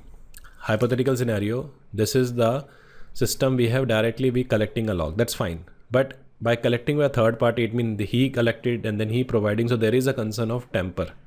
So if you collect logs directly from the system, it is good. And when you collecting a logs or when you generating a logs, before generating a logs, we also need to check for the privacy. Too much data we collect, which collect his behavior and all that, it can breach the privacy. So DPO will raise the concern here. So when you're collecting a log, balance the privacy with the need for detailed monitoring. So that's why we say we collect only relevant data which is required for the business. That something is part of a requirement. And that is the reason we introduce the concept of log management. Now, why we need a log management? Please understand this carefully. Let's take an example. This is my firewall. Okay. And this is my switch. Okay. So we have a system A, we have a system B, and we have a system C. So we have a IP, which is called as a 1.1.1.1, was able to bypass the firewall. Okay, firewall does not have enough storage. Our devices does not have enough storage. Okay, but still it record the logs. Then it went to A, B, C. So as a security analyst, I need to go to each and every system to collect the log and correlate. But what I need now, I want one centralized server where I want all the logs. So any activity happen in the firewall, as we have a limited storage, they move data to the server. They moved it to the server. So now instead of going to each and every server, we have one centralized server which collect the logs, review the logs, and use for correlation. So this is the server is called as a log management server. But make sure all the systems should be synced with the time. And for that we use a protocol called NTP. So log should be stored for audits, and or for log management solution, it will allow the analysis of the recorded event. So accountability support the non-repudiation, deterrence, fault isolation, legal action. What does meaning non-repudiation? See, if my IP recorded, I cannot deny. But if they don't monitoring that, I can deny it was not me. So non-repudiation means that the sender cannot deny for his action. If I did the attack, I cannot deny. I will not be able to deny because my IP was logged there. And oh, they have a log, so I will not do anything. That's called deterrence. Okay. Fault isolation is basically mean I cannot isolate the things, and legal action is the most important part. So IAM tools generate reports to ensure compliance and assess how security rules are applied throughout the process. And proper accountability implementation can be evaluated if checking the management is committed to ensure the culture of accountability. Accountability assess in the information security policy. There's no shared password, because if password is shared, then we can difficult to establish the accountability. Default administrator account have been removed. Service ID are not used to log interactively, because if anyone logging with service ID, it's difficult to track who does what. See, if a one user account is used by two people, it is the biggest concern. This is the exam question. So when dealing with accountability, what is the biggest concern? One account share with by the multiple parties. So it's difficult to track. So we have to link individual user to the individual account, and individual we have to track. So we can able to track that. Proximity card have been installed and network devices have been installed to match the user identity requirement. That something is part of a requirement. So summary is that IAAA, identification, authentication, work together to secure the systems. Strengthen the security by require more one credentials. So we use multi-factor. Streamline the access, but require robust overweight to avoid creating single point of failure. And ongoing authorization monitoring. Regularly monitor, and more important, we need to have enable the logs and everything, which is our necessary practice we have for the functions. Accountability is important, but depend on the comprehensive logging monitoring, we can able to trace the actions which is responsible for the entities. That's something we have to look for. Okay, so next topic is called as a zero trust architecture. So I've seen a lot of people always get confused with this. So let me explain you. Zero trust architecture follow one principle which is called never trust, always verify. And I will explain you with the very live example. So this is my house. This is my room. So normally when I was preparing, I was in a 12th standard and all that, one of my friend used to come to my house. So every day he comes, he greet my dad, he greet my mom, and he came to my room. So parents was in an impression we were doing studies and all that. But in reality, he basically bring bottle and we used to do the party. Not that bottle, Pepsi bottle, Coca-Cola bottle. And we used to have a party in the room. One day what happened, my dad caught me and see, okay, my son and his friend is doing party and everything. So next time when my friend used to come or any friend used to come, my dad used to check his bag, ask multiple questions, and then he allow him to enter into my room. So this is basically called never trust, always verify. Now based on same concept only, the zero trust was introduced. So zero trust is an architecture. Okay, it's an architecture. So what is happening in zero trust? So I will explain you with a live example. So this is your enterprise. Okay. So we have a resource 1, we have a resource 2, we have a resource 3. We have a multiple resources, resource 1, resource 2 and resource 3. So we have a user here. User is basically connect with the resource 1. He does the identification, authentication, authorization. Based on that, he can able to access 2, he can able to access 3 because we automatically assume as he already authenticated, he is an authorized user. So based on that, he can able to access multiple resources. So later on what happened, hacker hack one of the credentials and use those existing credentials to gain access to the other resources. So now what happened is we introduce the concept zero trust architecture. So in zero trust architecture, whenever any user tried to request for an access, suppose he want to access 1. So he need to go through identification, authentication, authorization, but he now want to access the B. Again, he need to go through identification, authentication, so every request, what we doing, it has to go through the IEEE process, every request. So is it possible for me to implement for all the resources? No. So we identify how many critical resources we have, sensitive resources we have, and according to that, we can implement this principle. So if I show you this diagram, you can see the same thing. So we have a user. He want to access the resources here. So when you try to access, your traditional access is they verify username, they verify password. But now when he try to log in from his laptop, not only verify the user and password, we also verify the device. What is the device he using? Is it a company device, or if it's basically his house device or his personal device? And then we verify the multi-factor, we check the risk, we check the policy, we verify the context from which location he tried to access. And based on that only we can decide what level of data, what level of application, what level of infrastructure network he can access. So every time he literally need to go through all this process. And that's why when we also give access to any credentials and all that, we always give access based on assume breach. Like we're giving an access. So in worst case, if this account is hacked, that hacker can maximum able to access a particular data, because again, he want to access the other data and all that. Again, he need to go through the identification, authentication, authorization process. So that's why they basically follow this principle, which is called never trust, but always verify. So every access request must be authenticated, authorized, and validate for security posture. So in today's field, as an IS auditor, he need to investigate what constitute the zero trust architecture in the marketplace.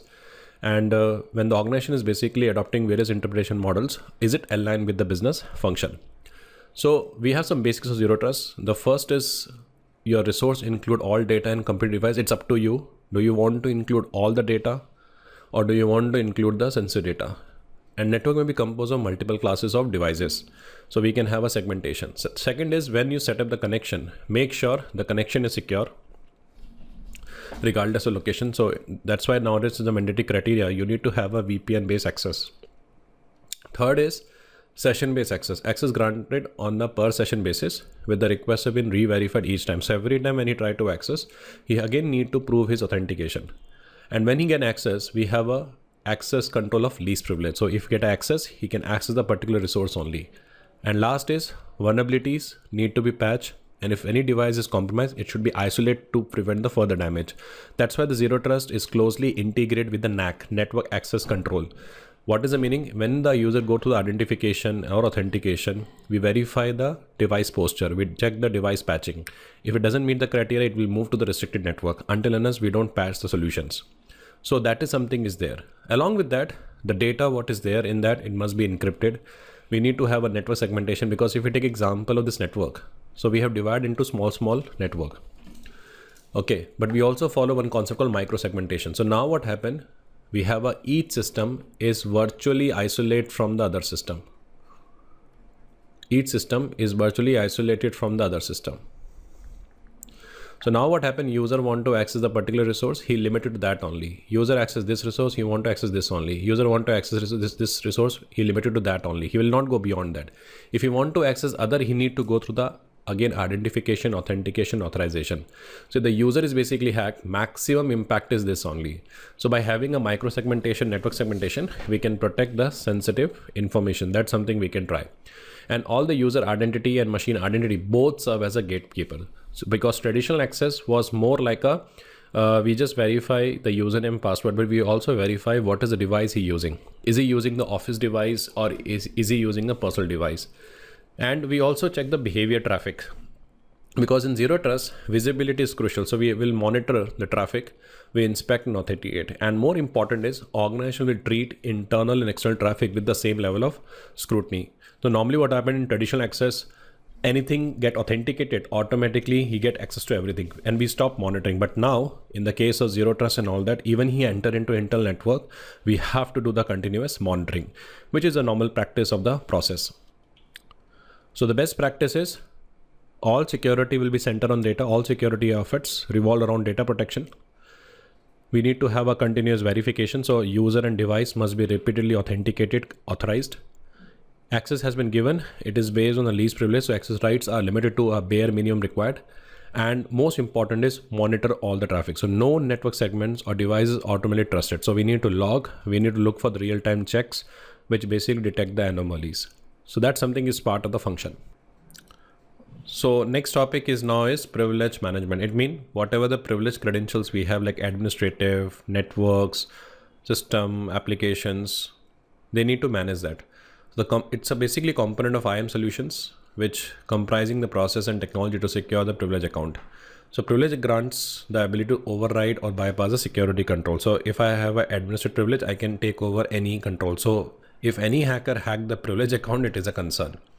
And these accounts normally used to configure the systems, installing the softwares, and accessing the critical business data. So these are the factors we have that we consider. Now, the point is basically we have a different type of accounts. So first is called as an administrative account. It means non-personal account granting broad or full rights to the system resources. Second, local super user account. This is the account which elevate the local permission on an individual device only. See, administrative account mean you have a control of the multiple device, but local super user account mean control for a particular system. Then we have a service account for the particular service. So it is utilized by the application and service to interact with the operating system. Then we also create an emergency account, a temporary account granting a high level access when normal process are not available. And last is called as a domain root account. It basically provides the highest level of permission across the domain or root level. If domain root account is compromised, all account can be compromised. So you can say from hierarchy point of view, domain root account is a bigger. Then we have administrative, then local, then service, then emergency account. So we have to give proper control to these kind of an accounts. That's a very important part. So we follow some practice, key functions in the PAM. The first is called credential vaulting. So we have a dedicated vault, a storage where we keep all the credentials in an encrypted manner. So that is basically called as a credential vaulting. So it provides the secure privileged credentials in an encrypted repository. So whatever the passwords we have, whether it is plain text or whatever, it must be encrypted and it is stored in one repository, which is called as a credential vaulting. Second is when these credentials has been used, we need to track and record the privileged user sessions for auditing. We have to see whether they're working as per the requirement. His account is not been misused. But the most important thing we need to introduce called as a just-in-time access. Now, please listen this carefully. Just-in-time access, what happened is, so there is a concern. Now, this is me as a Prabh. So I join as a network administrator. Now they have escalated my privilege to the application administrator to perform some activity, but they failed to revoke my access after the period of time. That's the one thing. Or we have created a temporary account with application administrator. So my current account is there and another account has been created. So now we have a 2 account. And at one point in time, the IAM failed to delete this account. So now what happened is this misused account, this unused account used by the hackers, and they perform the activity. And from an auditing point of view, managing 150 accounts has become a challenge. So now what happened in a zero trust architecture, we enforce the principle called as a JTA, just in time access. It means I am a network administrator.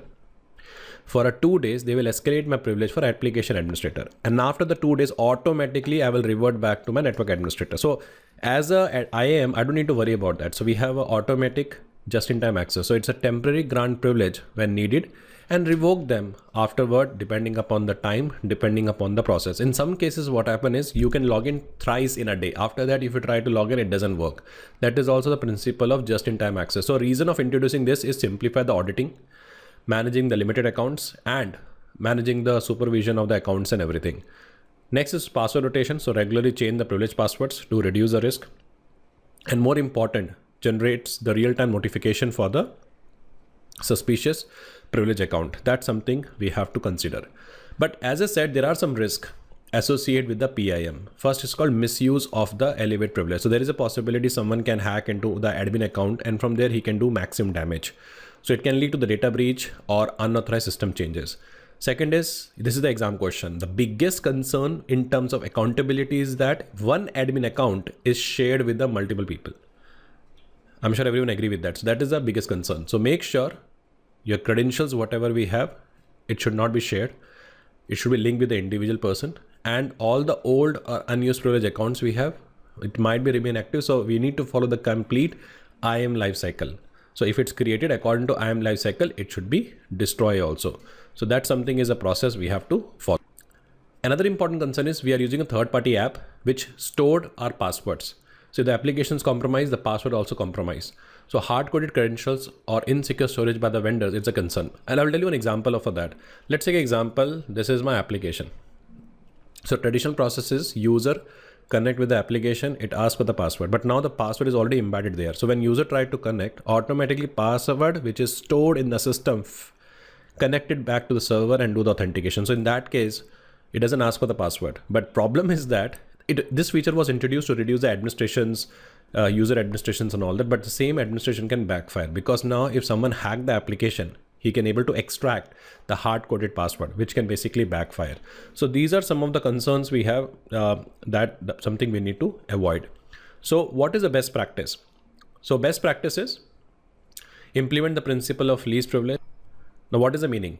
Necessary right has been assigned to the user, not less, not more. Second is restrict the scope of privilege account. It means limit the number of privilege account to reduce the overall attack surface. If you're creating a 5 privilege account, you inviting more attacks. You inviting the 5 attack surface. Attack surface mean area to exploit. So if you have a limited accounts, you have a limited attack surface. If you create more accounts, you're increasing more attack surface. The next important thing we need to understand is we have a role-based control. So you can map the privilege to define roles, which make the access management more structured and transparent. You can have a centralized credential management system, like you can use a secure vault or password manager to store and rotate the privileged credentials. If you want to use third-party app, you can place a credential using a third-party app like HVACs and all that to store, to rotate the credentials and prevent but make sure you can prevent the hard-coded passwords. Invest in the periodic red team exercise, which is called pen testing, where we improve the effectiveness of the PAM by simulating a real-world attacks, and ensure proper implementation. So as a PAM solution is only as effective as its configurations and operational process involved. So make sure we should have a continuous oversight, automations, reporting to manage the privilege account effectively. So that something is there. So summary, what I say here is verify if PAM tools are aligned with the security policy, confirm the accounts are logged, regular review for anomalies, ensure no default administrative credentials remain unchanged, which is a normal best practice. And the most important part is promote accountability. Make the certain each privilege account is tied to the unique owner so that tomorrow if we want to track, we can able to track the accountability. Okay, so next topic is called as a directory services. It is also another important topic we have.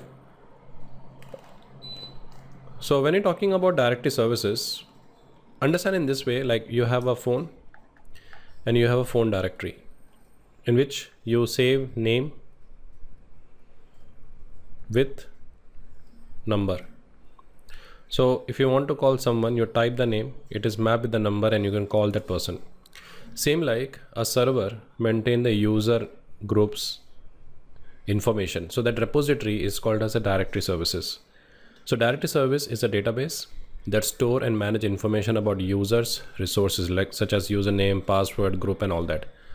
Administrator use this directory services to onboard the user, because there's a console they have, we call it as Active Directory console, through which you create an account, you manage the account, you delete the accounts, and whenever any user requests access to an application reference the directory service to confirm the user legitimacy and appropriate privilege. That's something we can look for. So we have some examples like Microsoft AD, LDAP, and other directory services we have that we can use for the directory services, which is commonly used. So the directory services has to follow some best practice, because server is the AD. So the system administrator password should be also protected, because if let's take example, this is my server. That server is basically protected with some username and password.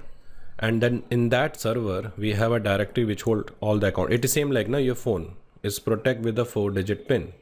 And further, the phone itself has a contact directory. If someone hacked the 4-digit PIN, he can able to see the entire contact directory. So the computer account, that system account, should be protect with the strong password. And if it have a default password capital P A $W0RD, it should be protect with you should reset the password, because default password must be changed to reduce the attack surface. Whatever the local administrator accounts we have, it is often have a well-known default names and credentials which should be disabled or altered. That is something is a best practices we have to follow. Another thing is that you need to have a BCP process. So if your primary AD is down, we can have another AD, because if the Active Directory is down, if the directory is down, it's same like if you want to call someone and your directory is unavailable. So for you, the backup is basically you will fetch the details from the SIM. So the same thing process here is backup process should be detailed for DR BCP and ensure your critical directory service data can be restored if it's basically compromised. On regular basis, also we do audit. It's very important. We need to conduct regular audits to verify the directory service operating securely. Audit has an outcome which help to maintain the integrity of the directory services, and users should change their password periodically to enhance the security, and as the organization should implement and automate the automated systems by which you can able to control the passwords, expiration, and maintenance. So that's something is a best practices we actually follow. So in order to manage all these credentials, all these accounts and all that, we have a dedicated governance, and that governance is called as IGA governance, identity governance and administration, like managing an identity, provision the identity as per the policy process. So that is called as a IGA governance. So IGA is a subcategory of IAM which is actually focused on tracking and managing users identities, assigning privilege, and reducing the unauthorized access. So they carry some key functions like they ensure the information security policy comply with the legal regulatory, make sure the right user have a right access. It should not have a too much educate access. That is something we need to consider. So when you're implementing the IGA, we face a lot of challenge, and you have to agree on that. First is promote enterprise-wide usage of identity. So we always encourage the centralized approach for efficient identity lifecycle management, but implementing become a challenge. You are dealing with the multiple applications and in the different locations. Enforcing everything from one location is a challenge. It is same like you have a head office in Delhi, you have a head office in Sydney, and from there you're managing the entire Australia. So promoting enterprise-wide usage is there, but managing it become a challenge. Second is increase visibility. So another challenge is basically visibility. So we need to increase and improve the understanding of identities and access privilege across the enterprise. Third is streamline the provision administration. So we have to simplify the process of assigning and revoking user access, reducing error, because if you do that, it is easy to manage. Next is called improve overall security posture. So we just need to enable those accounts which is required for the functions. If existing account need to be escalate, we can escalate based on a scheduled basis. So by this, we can able to improve the overall security posture. So we can reduce the attack surface by ensuring the proper user access and timely revocation of rights we have. We also go for reducing user risk. We minimizing the exposure by granting only necessary privilege, enabling the business continuity, and more important, we also go for automate the workflow for an approval and provisioning process, which is actually a normal practice that we follow. Okay, next topic is identity as a services. Now, before I jump into identity services, let me explain you something. See, in every company, we have a server. Okay, minimum, we need a 16 GB of configuration. And in this server, we install the Active Directory. to manage this Active Directory, we need to have a system administrator, and he's the person who manages the AD, manages system issues and everything. So here, if I'm starting any company, at least I need to buy this server, I need to create this account, I need to manage this, which is basically a huge capex for me, capital cost for me. So instead of that, everything, this entire thing is hosted on the cloud, okay, by the cloud provider. And what he giving me, so as a user, I connect to this console, he providing me one portal, and through that I can create an account, I can manage the account. And this is basically called as a IDaaS, Identity as a Service, where and best example of Identity as a Service is Microsoft Office 365. So if you take an example of Office 365, what is that? You open Office 365 portal, you subscribe to their account, and they will create a portal for you which is mapped with your domain name. And now you can create an account, you can manage the account, you can access the portal from anywhere. Server administration, I don't need to worry. Do I need to hire an administrator? No. Because in this case, the provider running a server, he develop his own identity management solution. So we as a user just subscribing to the services. So we will connect with the console. He provide me one web portal, and through that I will manage my account. So the biggest reason I'm going for IDaaS is the on-demand. So IDaaS refer to IAM service delivered through a cloud on a subscription basis. G Suite is another example. I don't need to buy a huge server. I can use G Suite and I can able to create as much as account there. Who will take care of downtime? Google. Who will manage the security of an application? Gmail. I just need to manage my accounts. So it can also provide by on-prem. We can install the software, but the reason of using IDaaS is basically cloud-based solution and store information about the digital identity for management and queries.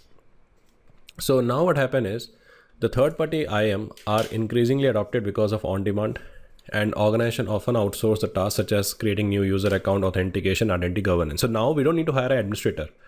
We need to hire some operator who can connect to those connecting to those console, and through that particular console, he can manage all the accounts and everything. Like I log into the portal, I can create an account, I can manage the account, everything can be done. So the key security capability which IDaaS offer is SSO. Second is MFA, user identity management, access provisioning, and cloud directory services. And the benefit of this is it reduces the cost. The biggest reason of going for the IDaaS is reduce the cost, because I don't need to buy hardware. I don't need to pay for license or software. Neither I'm concerned about the maintenance. Everything is managed by the cloud provider. What I need to do is I just need to manage the accounts which I'm creating on that portal. Second is basically called as a improve security. So definitely they are providing a cloud, so they have a more expertise people. So, they incorporate the advanced security features like MFA and all that.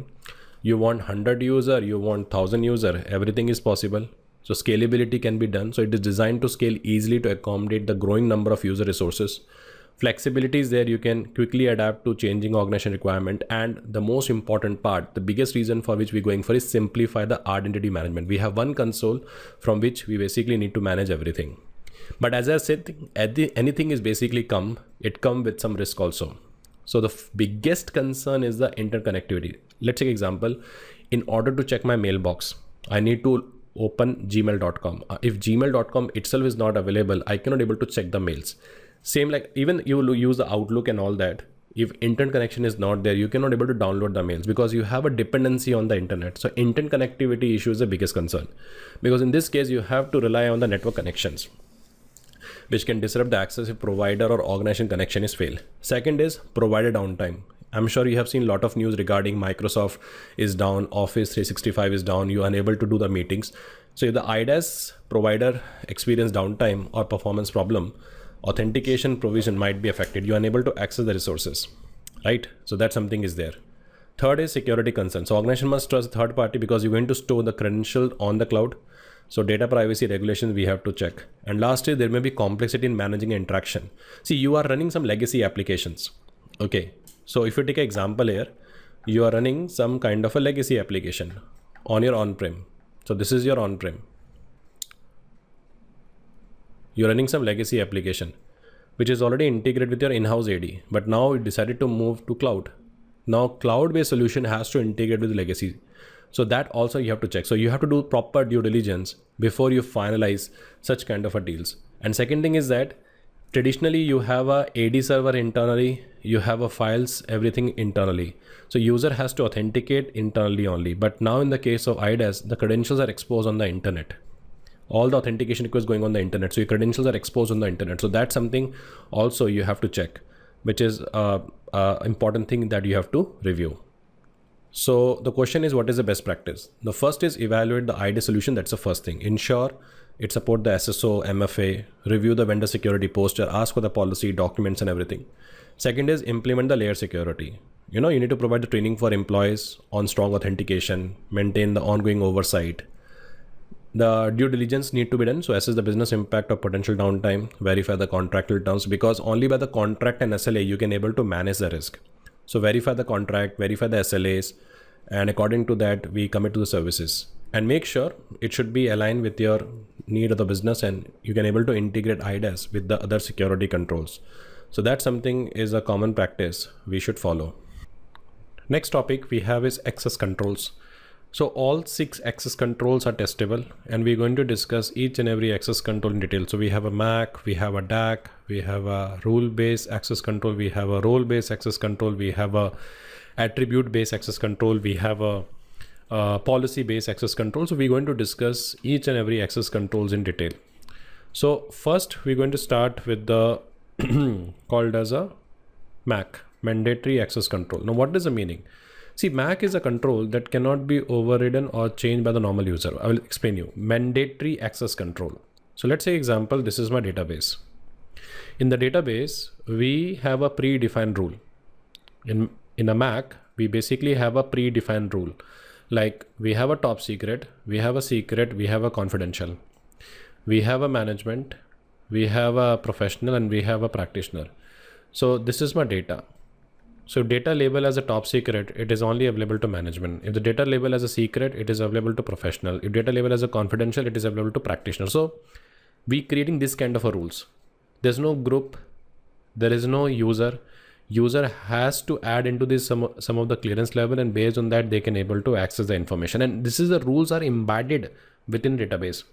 So when you work for the defense sector, when you work for the highly secure networks, organizations and all that, when they're building a database, in that database, they add this particular principle, which is called as a MAC.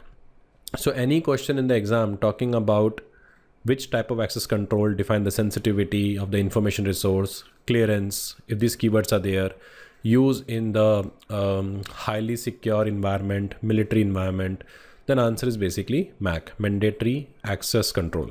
That something is part of a requirement. So it seems like, in Linux, what happened if you want to run any kind of a configuration, if you want to modify any kind of a system configurations, you want to modify the IP. So you need to run a sudo command. It's a mandatory access control. You can't change it, right? So with the MAC, only administrator may change the security labels. No one may grant a right to access the explicitly forbidden the access control policy. So MAC are typically reserved for the environment, which is particularly for the sensitive information which is stored. So any question in the exam talking about clearance, label, use for the highly secure environment, answer is basically MAC. And it's a very rigid model because we only have 3 levels. So we have to add user in any of the 3 levels. Second is basically called as a DAC, discretionary access control, which is also called as a distributed access control. And the best example of DAC is your system. So this is your laptop or this is your desktop. I'm talking about the era when we used to have one desktop in every house. So it is you. Now this is your cousin. So you log into the system, you create a folder, you deny other. Your cousin log into the system, he create a folder, he deny you. Other cousin log into the system, he create a folder. So here what happened, each and every user create their own folder and they decide who can access, who cannot. So that is basically called DAC. So it is highly distributed in nature, very flexible, because each and every user can decide his own permissions, parameters and everything. So when they basically creating a files folder, they can decide who can access, who cannot. One biggest concern is a governance issue, because each and every user create their own folder, they create their own permission. So managing the identity from a centralized point, it become a concern. So DAC activate or modify at the discretion of the resource owner. such as with a data owner who set the access privilege or user-based trust. And this method is flexible but depend heavily on the user to set the proper security control. That something is basically there. The difference between MAC and DAC is MAC is the non-discretionary, which is called decentralized. It means one party, one system decide who can access, who cannot. But DAC is basically MAC is basically non-discretionary, which is basically mean centralized. Okay, DAC is basically discretionary, which is basically non-centralized, because each and every user can decide the functions. Next is called as a rule-based access control. Rule-based access control mean you create a rule and based on a rule we give access. The best example is firewall. In the firewall, we create a rule, right? Source is any, destination is a web server, source port is any, destination port is 80. So we create a rule, right? So when the packet passes through the firewall read the packet, check the rule, and based on that, they can basically allow and block the things. So that is a perfect example of the rule-based access control. Same thing happened in the Outlook. In the Outlook, you create a rules, right? If any email is coming from the boss, deliver in the inbox. If any email is coming from the marketing and all that, deliver in the spam. So we have a set of rules. So we apply those rules on the files and folders, and based on that, we basically set the permissions. So rules are predetermined, specifying an access class that will be enforced by the system, and it use a global context based on environment, which is rule that apply to all resource and typically in the dynamic environment, because automatically see the dynamic context, and based on the rule we basically give access. Next is called as a role-based access control, where we create a role groups and we add a user based on a role. So any question the exam talking about based on the role, we give access. Based on a job function, we give access. The answer is role-based access control. And I will give an example of that. Let's take example. We have a database admin group. We have a network admin group. We have a system admin group. So user is added to the database admin group. Is it clear? And automatically all the permission, whatever is inherit on database, automatically it inherit to the user. So we have a folder here. So instead of adding a user, we add a database group into this folder. So automatically the permission got inherited. Network administrator, we add the folder into that. So automatically whoever user is part of network administrator, automatically they get an access. So instead of adding a based on an individual user, we based on a job function, we create a group and we add a user into group, and we add those groups into the respective resource, and by which we manage the access. So RBAC is more static in nature than DAC, and rule base is basically easier to maintain. So in compared to rule base, RBAC is easy to maintain because we just need to manage the limited groups. Just imagine you have 1,000 accounts and you have a 10 groups. So it is easy to manage the 10 groups instead of managing 1,000 accounts. So once the roles are defined and assigned privileges, so user membership in a role can be controlled without needing to define the privilege individually, because based on a group membership, we can able to give the access. Attribute based, we already discussed about Netflix. So ABAC is an attribute based access control, which is an extension of role, but this time we introduce the attributes about the user, resource, and environment. For example, the policy might say user can only access resource X if there is a location Y during a normal business hour, or they have a manager role. So we introducing the attributes. So user belong to the particular attributes, and based on that he can able to access the resources, and that is called as a attribute based access control. This kind of an access control we implement in that case when everyday new users are joining, everyday new user are leaving, everyday new files has been added, everyday new old files get deleted. So here, instead of managing them on an individual user level based on an attribute, we basically give access. And today in zero trust architecture, we follow this model also. Next is called as a PBAC. Policy based access control is very similar to ABAC, but typically use policy language and policy decision. Actually, there's nothing called PBAC. We actually implement ABAC only, but they give a new name called PBAC. So in this case, what happened, we create a policy. Let's take example. We allow user type to have a read access to a file type called food cost if the user within the correct group membership. So we creating a policies, we adding a attributes, and based on that we give access. So by having a policy based access, we allow the advanced logic so that user might only be granted read access if they log with the proper credential to access specific file and folder. So you can say it is a policy enforced with the help of ABAC in the organization. So that is basically called as a policy based access control. So in layman term, you can say policy is an overall concept of using policy to control access. ABAC is a type of PBAC that leverages a special attribute to make the access decision in a more granular and dynamic way. One more example I can give you is, if you take an example, administrator write rules that enforce by policy regime. So it's a policy base. Is it clear? And when we're talking about application, using the rules and enforcing the functions or decision is based on attributes, not based on a policy, it become ABAC. So in summary, you can say like that PBAC is a type of ABAC. Or you can say ABAC is a type of PBAC that leverages specific attributes and make the access decision in a more granular way. So your ABAC is using a policy parameter or policy using ABAC parameter. It can be vice versa. But in layman term, you can say that ABAC is a type of PBAC. So ABAC use the policy of PBAC, and based on that, they can use an attribute to give access. Is it clear? So that something is there. Now next topic is basically called as a external parties. See, we procure external party for multiple reasons. They're providing us cloud, they're providing us managed services, they're providing us resources and all that. So before we onboard them, we need to identify risk.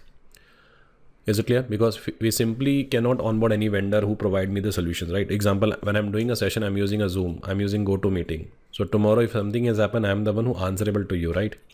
So we need to identify risk related to the external party. For me, that GoToMeeting, my Zoom are basically the external parties.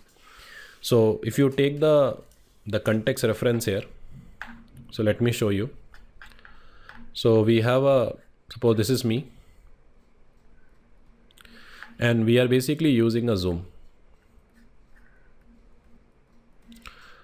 Okay, so with the help of Zoom, I'm doing a sessions with you. Now, if the Zoom is down, you will be the person who reaching out to me, Prabh, what has happened, what is this and all that.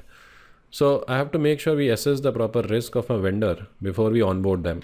And if something is basically happen, I should be mentally prepared for that. Is it clear?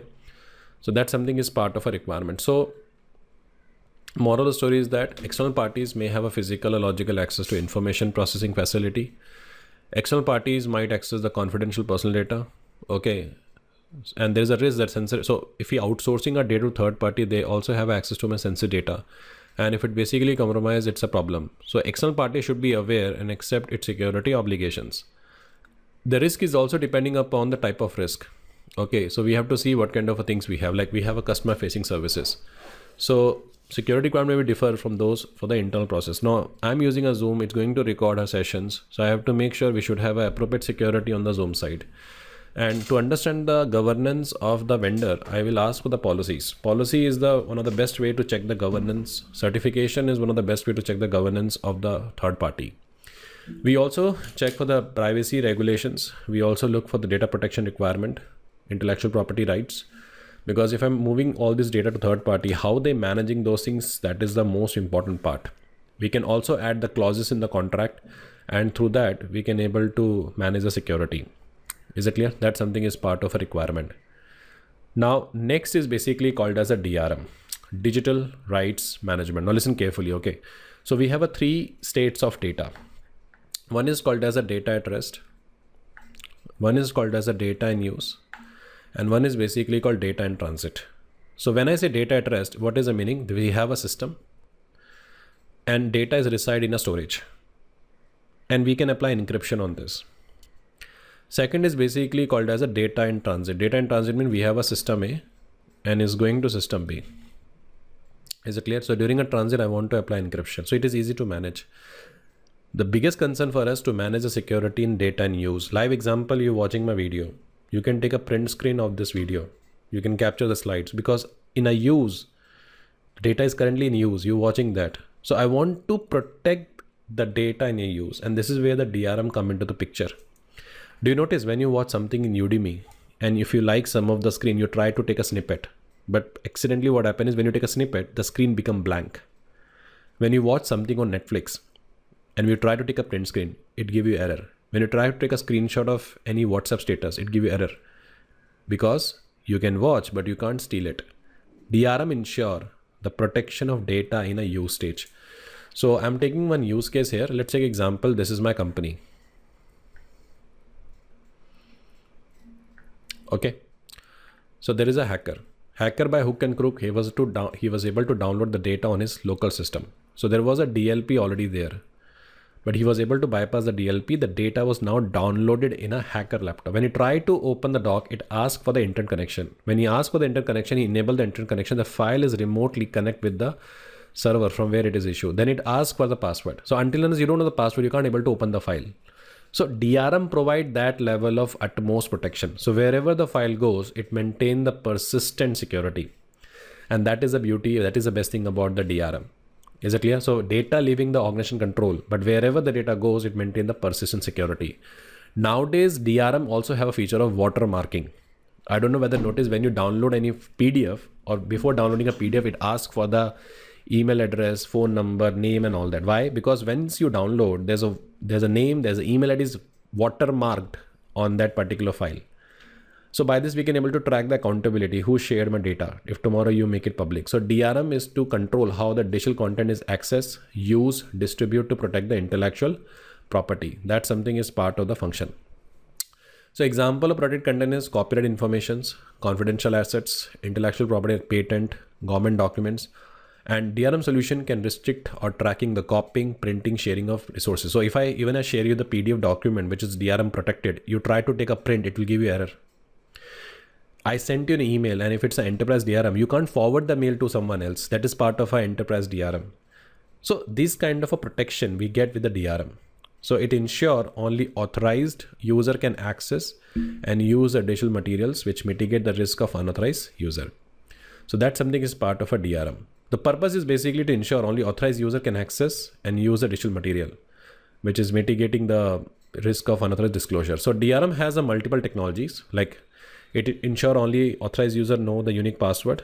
Okay, mostly used in a financial or subscription-based platform, like OTT is the best example. Digital watermarking is there. So there is a kind of a watermarking was there in the document. So if you try to download, your name can be displayed on the screen. So you will think twice before sharing this on outside, because when you share that document, your email ID goes out. And tomorrow, if the ownership got to know you share the document with the email ID, they can able to track who shared that. So watermarking is basically important because it allows the organization to trace unauthorized distribution by identifying the source of leak.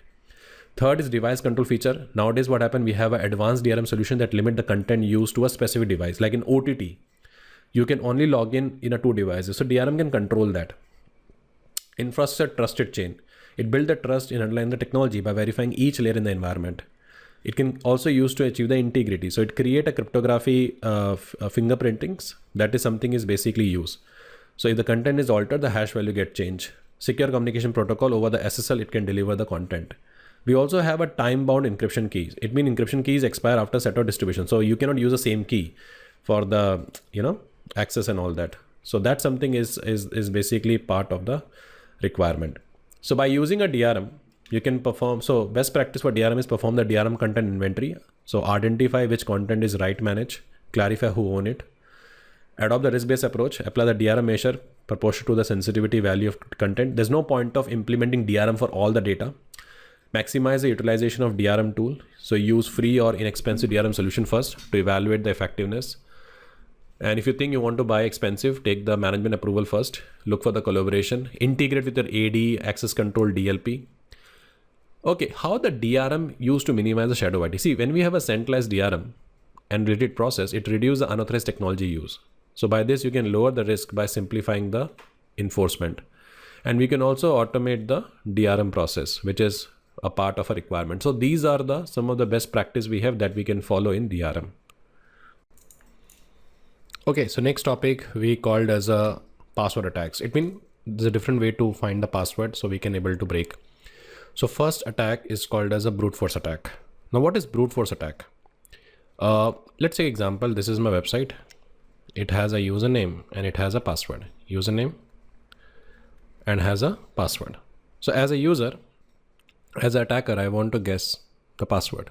So I will use a tool. The tool is generating a combination of multiple password. The tool is not using any source. Tool itself generating the combination of the passwords and they try to guess. So that is called as a brute force. See, it takes time.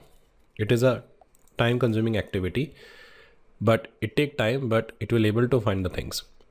So only for this countermeasure is your system should be protect with the account lockout. It means if any guesses has been done 3 times or 4 times, after that account should be locked out. That's the most effective control we have.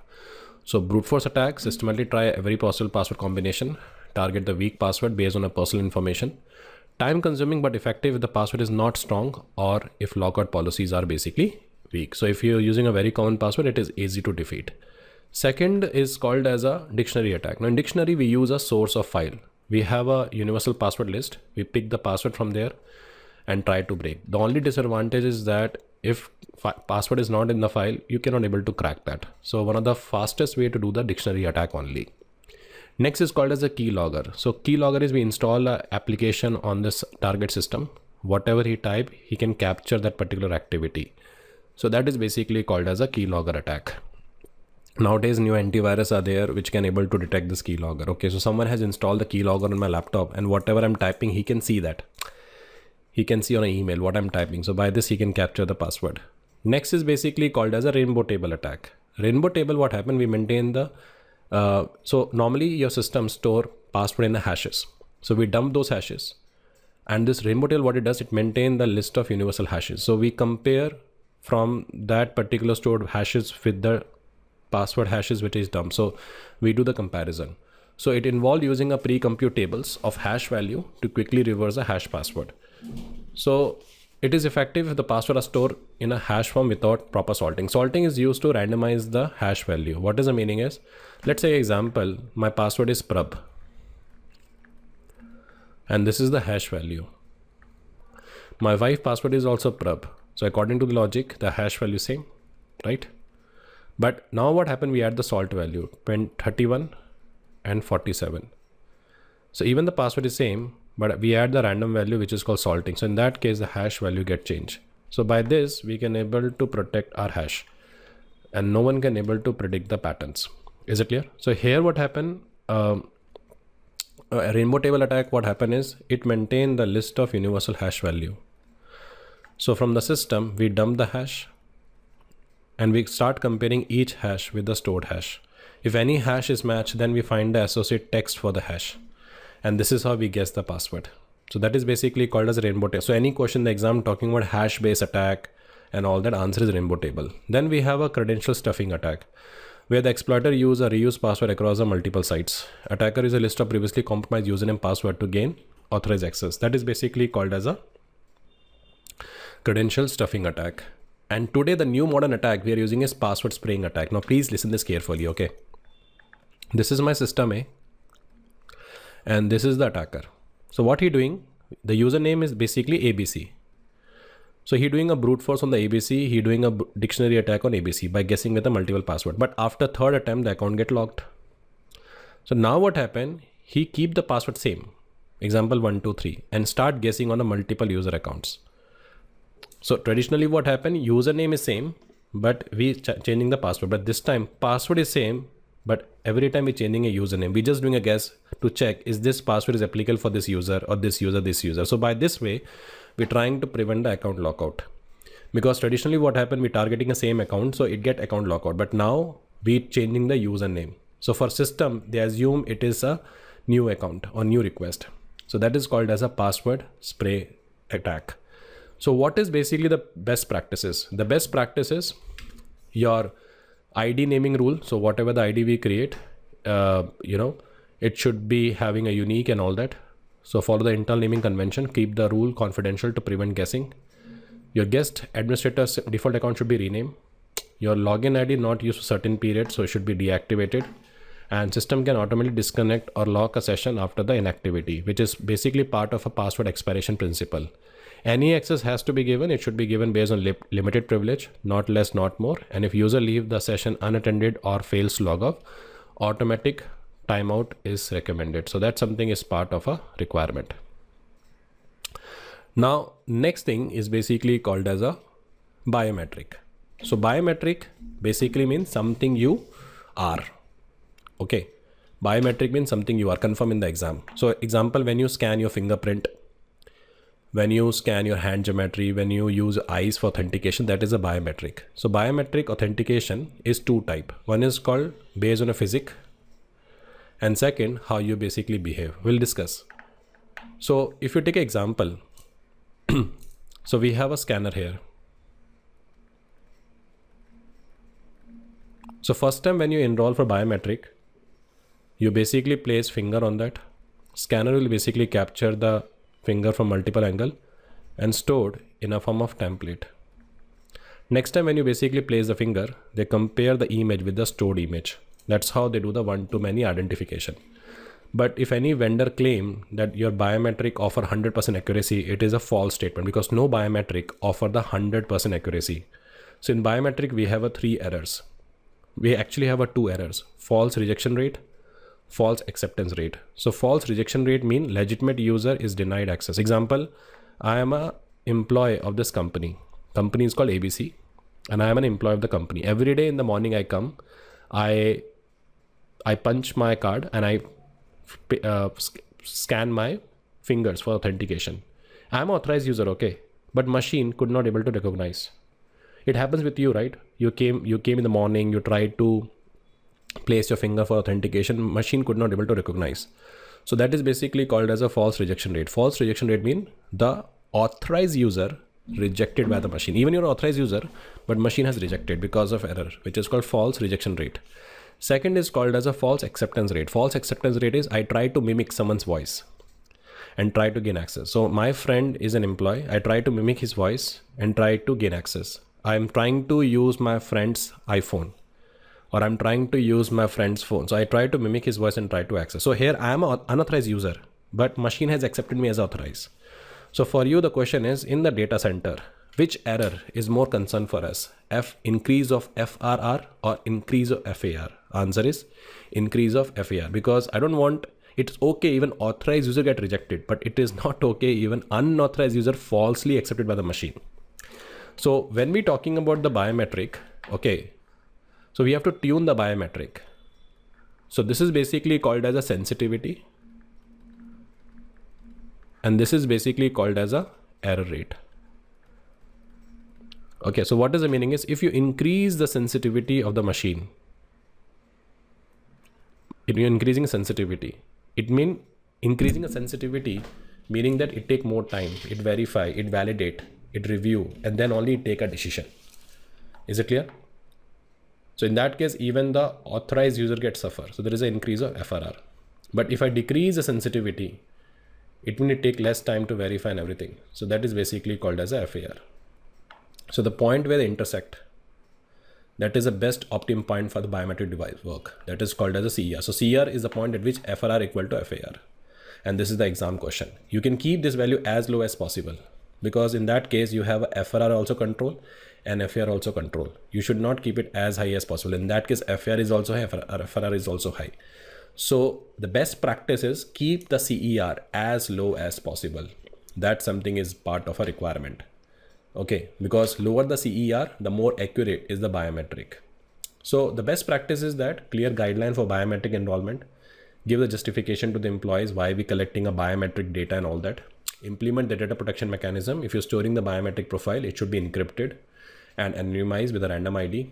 Provide the backup, and more important, test the biometric systems for accuracy and security vulnerability. So when you're talking biometric, as I said, we have a 2 type of biometric. We actually classify biometric into 2 parts. One is called physiological and one is called behavioral. So first we discuss about the physiological. So we have a fingerprint, which is basically ease of use, high accuracy, but anyone can duplicate the fingers image and all that. Then we have a palm base. Palm is basically rely on the palm shape, ridge and valleys. So some systems capture the physical feature of the palm prints and the geometry. Then we have a hand geometry. Hand geometry scan the shape and length and width of the hand. Then we have a facial recognition. Facial recognition is basically analyze the geometry properties of face. So certain factor we have to see the lighting, facial hair, aging, which can affect the reliability. Then we have a retina iris scan. Both are different. Okay, retina scan the blood vessel of your eyes. Iris scan the surface of your eyes. Both are same. Okay, retina map the blood vessel. There's a light go inside your eyes and it scan the blood vessel of your eyes. But in the iris scan, use a pattern in the colored part of the eyes. Both are a method which is highly accurate, but can raise up privacy and health concerns, especially in the case of retina scan. That's why in some companies, retina scan is basically banned. Okay, it is an invasive one. Then we have a voice recognition, which is where we check the voice and based on that we do that, but it can influence by illness, stress and background noise. So these are basically called as a physiological. So if you ask me, palm scan is more accurate also because it scans the palm reader. We talk about the palm reader, and veins are supposed to be unique of every individual. And retina and iris is the second most accurate. The most accurate is retina iris. You can say like that. Most accurate is retina iris, but retina is basically not acceptable everywhere. Iris can be acceptable. In iris, what happens? They take a picture of your eyes. So when you go for immigrations and all, they take a picture of your eyes. But there is a light is going inside your eyes that is basically part of the retina scan. It reveals a lot of health informations and all that. So this is basically based on a physic. Okay, this is based on your physic. Now we have a based on a behavior, how you behave. So we have a signature base. You have to do the signatures. So they check the pen pressure, speed, stroke orders. Okay, when you go for your exams and all that, especially PSNB exams, they will tell you to sign your documents. They compare your signature with the documents, or in the bank also we are using the same concept. Second is called voice recognitions. See, voice recognition is one is called physical. Okay, where we treat the voice as a physical characteristic like vocal trait. But behavior based mean you analyze how the person speak, accent. Okay, so it is susceptible to mimicry or change in the voice due to illness and emotionals. So that something is there. We also have other behavior factors, that's something you can consider, but other behavior like gait recognition, how you basically walk and all that. So these are basically type of a biometric functions we have. So biometric has some concerns. The biggest concern is privacy, because sensitive personal data can be exposed if it's not stored or transmit securely. Let's take an example. If you take an example of federal government and you talk about one private company, your private company also collecting your iris scan, retina scan, and in federal also you have. So there's a possibility they can misuse the data. Hacker can misuse the data and use to access your financial informations, your tax information. So privacy is the biggest concern. So user may feel uneasy about providing the biological behavioral metrics. Second is personal health. So certain health conditions like diabetes may affect the biometrics such as blood flow or voice pattern, or spread of content, like in the case of COVID and all that, people not comfortable to use fingerprint scanner, which can be a hygiene issues. Then expertise. So organization may have a lack of technical staff or training needed to implement the biometric system effectively. Accuracy, 100% accuracy is not there. So effectiveness is always judged based on a FIR and FRR. Okay, compliance requirement. These are other the important thing we have to look for. So these are things that you have to check when you're implementing a biometric in the organization. Okay, so next topic is called as a federation or federated identity management. So before I discuss about federation, I want to discuss about one concept called single sign-on. So in single sign-on, what happened? I have a Google ID. I log in with Google ID and I can able to access anything in the Google resources, Google Drive, YouTube, Google Doc and everything. But what about if I use a Google ID to access the booking.com? If I use Google ID to access the makemytrip.com, a third party domain. So when you're using the same ID to access across multiple domain, that is called as a federation. Federation word itself basically mean group of domain. So let's take example. This is your domain, which is called as a in.kk.com, india.kk.com, and this is basically called as a us.kk.com. So I'm talking about the era when we used to have a desktop, not a laptop. So we have this called a server, and this is your desktop where you come every day, log in and do your work. So now what happened? You are a user who work in India. One day what happened, for travel reason and all that, you have to travel to Australia or US. Now you need to log into the desktop so you can work on it. So when you try to log in, it asking for the username, password and asking for the domain. So here you selected the domain called in.kk.com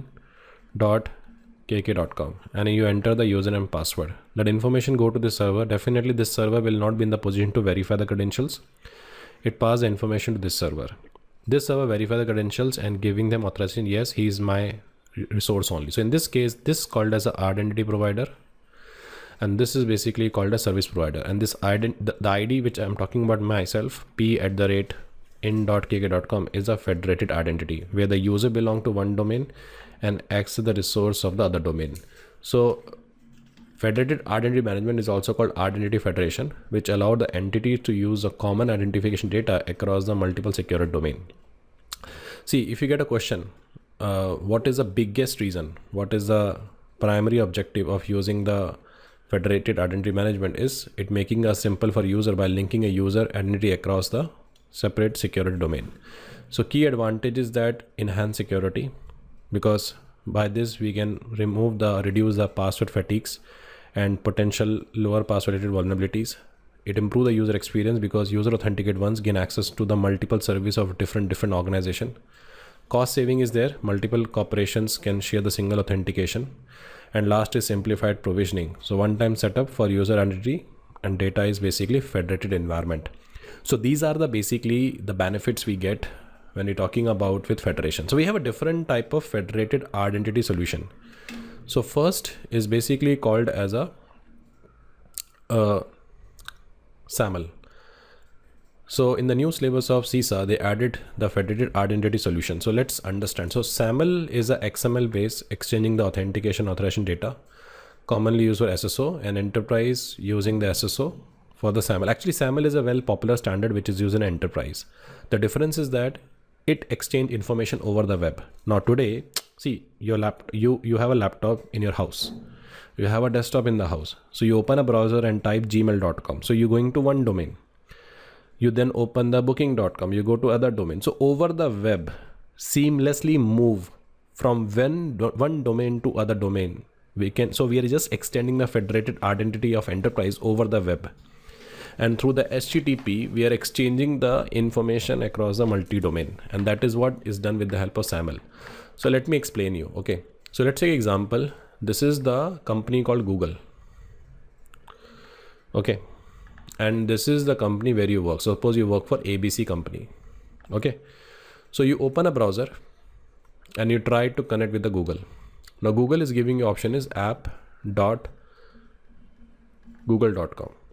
And it say login with your user ID or login with the corporate ID. I selected login with corporate ID. So in that case, it redirect me to the ABC portal. Here I provide the username. Here I provide the password. Against that, this ABC, which is my identity provider, provide the assertion. It is just like confirmation. Yes, he is my authorized user. And this is the exam question. In SAML, what they exchange, that is called as assertion, which is also called attestation. It is just like a conformity. He is my authorized person. So Google is basically consume the assertion and based on that provide the login access. So question is in SAML, who generate the assertion? Identity provider. Who consume the assertion? Service provider. Is it clear? There's a dedicated video I made on the SAML. You can check by typing in YouTube SAML Prabh Nair. You will get that video. But this is what. So today, if you're talking about ADFS or in your enterprise Active Directory is there and need to be used over the web, we basically use SAML. But in this case, we need to trust both domains. What about social media? So Facebook cannot trust Gmail. Gmail cannot trust Facebook. So we need to look for one app by which you can able to access the other platform. So this is basically where we introduce the concept of OAuth. So OAuth is an API which provide the authorization. How? You know, Instagram. So whatever you post on Instagram, it can be auto post on Facebook, right? So Instagram got an authorization of the Facebook. You getting point? It's not login, authorization. So that is called as a OAuth. So it allow the user to grant a website application access to the info. So normally what happen if you take an example of Instagram, okay, he want to post on Facebook. According to the logic, they need a credential. But in this case, user login with Facebook and Facebook provide the necessary authorization permission. So now what happened next time, I don't need to share a password. So I'll post anything on Insta, it authorizing the platform on the Facebook. It is same like you playing an angry bird and all that. And you want to share the score on the Facebook. So there is an authorization default is there, because if you go by the logic, first we have identification, then we have authentication, and then we have authorization. This is already skipped. So in OAuth, we are basically using for the authorization. The next is basically called as a OpenID. OAuth used for authorization, OpenID used for authentication. Today, the advanced version is called as a OpenID Connect. So I want to use Gmail credential to log into Book My Show. I want the book. So I will show you an example. So I'm opening the booking.com. It giving me option of sign in. So when I click on the sign in, it giving me option of Google. And here what I selected Prabh.train. So when I selected Prabh.train, they took the profile of Prabh.train. And able to log in that profile here. So authentication has been done and authorization of the profile has been done. So I can use now the profile here with the picture. So that is basically nowadays called as a OpenID Connect. So OpenID Connect is basically Open 2.0 and it is a combination of both. So summary is that SAML offer authentication, authorization both, but use in an enterprise where you're extending your Active Directory over the web. OAuth used for only authorization. OpenID used for the authentication. But when you club this together, this is called as a OpenID Connect, by which, and the example I gave you about the booking.com and all that, that is a perfect example of OpenID Connect. So I can use a Gmail profile. And so because booking.com need a profile, because when you book the ticket and all that, it has to send a confirmation and all that. So either you sign up and share the details, or you can basically collect from the Gmail. So you authenticate first. They provide the profile information that you consume at booking.com, and then based on profile, you enjoy your travel experience and all that. So the benefit is that reduce the cost. We don't need to have a separate user management infrastructure. Enhance security, improve the productivity, because multiple login reduce the ease of user to navigate between the federated services. And we have a simple provisioning. We have a centralized identity management, which can be streamlined the user onboarding and offboarding. But limitation we have is increased dependency. We have a lot of dependencies, reduce the flexibilities, because we need to have a lot of integrations and all that. And last but not the least, complex setup, because when you're going for the integrations and all that, we have to look for the functions and everything, both sides need to be integrated. So that something is basically bring the concern. Okay. So now the next part is how to audit this entire controls. So if company has given you tasks, you need to audit the logical access control. What is the first step? So first, obtain the general understanding of the security risk. That's the first thing. Then document and evaluate the various potential access path into the system. Third, review the control environment to confirm the control address the identified risk, because on the paper you're saying this control address the risk. Is it addressing that? That's something we need to address that. Next, evaluate the security environment just to check is the written policy, procedure, practice are appropriate, and is it implemented properly.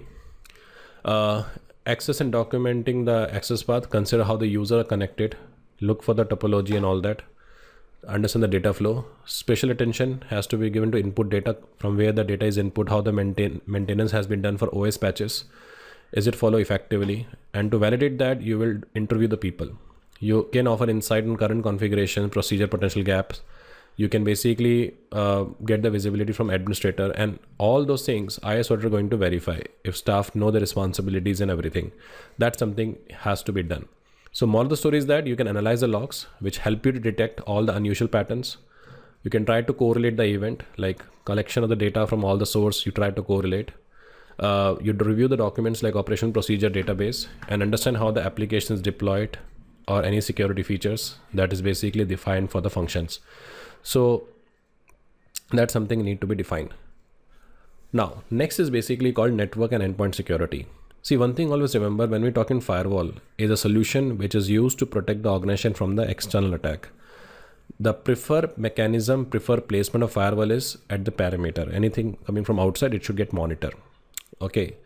Now, when you're talking about the solutions, it need to be regularly update. It need to be regularly patched. So regularly updating and reviewing need to be done, because tomorrow if any vulnerability is there, it is easy for them to bypass. Endpoint security mean your laptop. Laptop is an endpoint. On that we install the DLP and everything. So your endpoint should be have a proper configuration management. It should have a proper patching. It should have a proper malware protection. So these are some of the practice has to be followed. Okay. And to ensure that the endpoint who connecting, it has all these educate things, and also we have a solution called NAC, Network Access Control, which scan your system, look for this patching, malware protections, and then only they allow you to connect to the internal network. So we have a solution called NAC, which ensure only authorized device to be part of a network with the correct hygiene. So all those things will be checked by the NAC tool. Okay, so next topic is called as a VPN.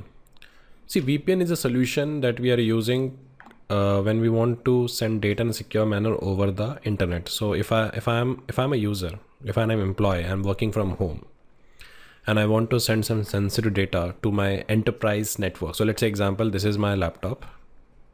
So I am in the house and this is my office.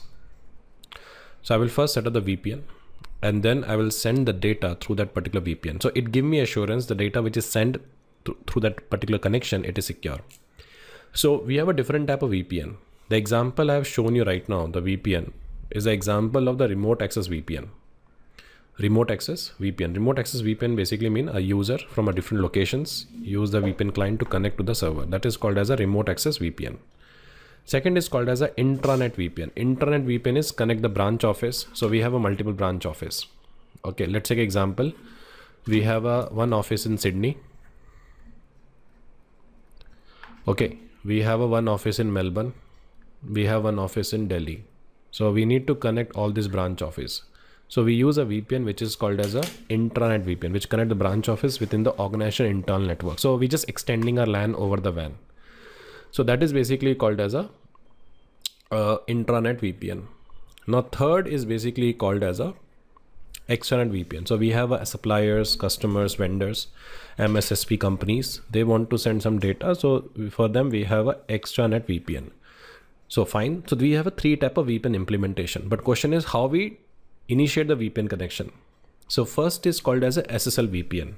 If you get question in the exam that which one is basically demand less administration, less configuration. So the answer is basically SSL VPN because it work on the application like you open a browser, enter the IP and you can connect. That is called as a SSL. Very simple, easy to manage. You don't need any special softwares to be installed. Second is called as a L2TP VPN, where we basically create a tunnel and through that tunnel by using IPsec we encrypt the data. That is called as a L2TP VPN. Is it clear? But if you're looking for the open source to be integrated and all that, then we can use the OpenVPN, which is known for the flexibility. We can basically use for configuration and we can able to run the multiple systems. So that is basically called as a OpenVPN. Is it clear? Now, next topic is basically, but before that, I want to discuss about the VPN best practices. So when you're creating a VPN and all that, create a policy. So you have to clearly define the usage, security controls, responsibilities and everything. That is basically part of establishing a VPN policy. Second is use strong encryption, like AES is a minimum recommendation, and enforce multi-factor authentication. Properly patch the solutions and everything. Secure configuration, where you disable the unnecessary ports, implement the firewall, log everything because regularly you have to monitor the VPN activity for suspicious traffic. So log everything. Anti-malware, you need to ensure antivirus or endpoint protection is enabled.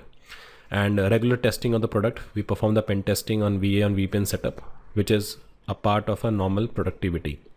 So that is basically called as a VPN.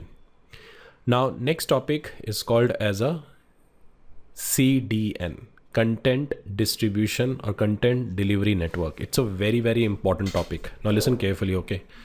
So before I jump into CDN, let's discuss about definition. CDN consists of interconnected server, strategically placed to minimize the distance between the user and nearest server holding a request content. So let's take an example. So we have one restaurant which is called as a KFC.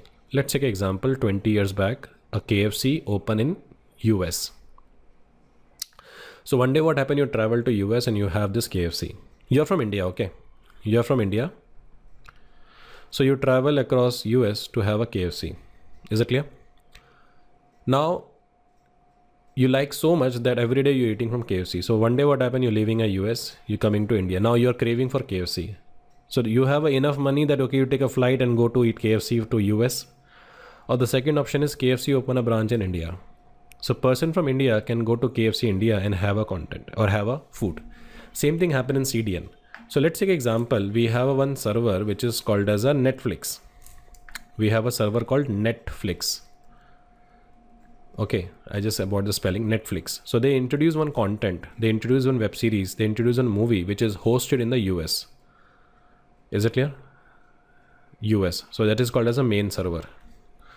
Now a lot of people from India, a lot of people from Bangladesh, Pakistan, Sri Lanka, Middle East, they are looking for the same content. So every time all the content request goes to the US, which basically create a latencies, availability issues and all that. So what they did, they set up the edge server, edge.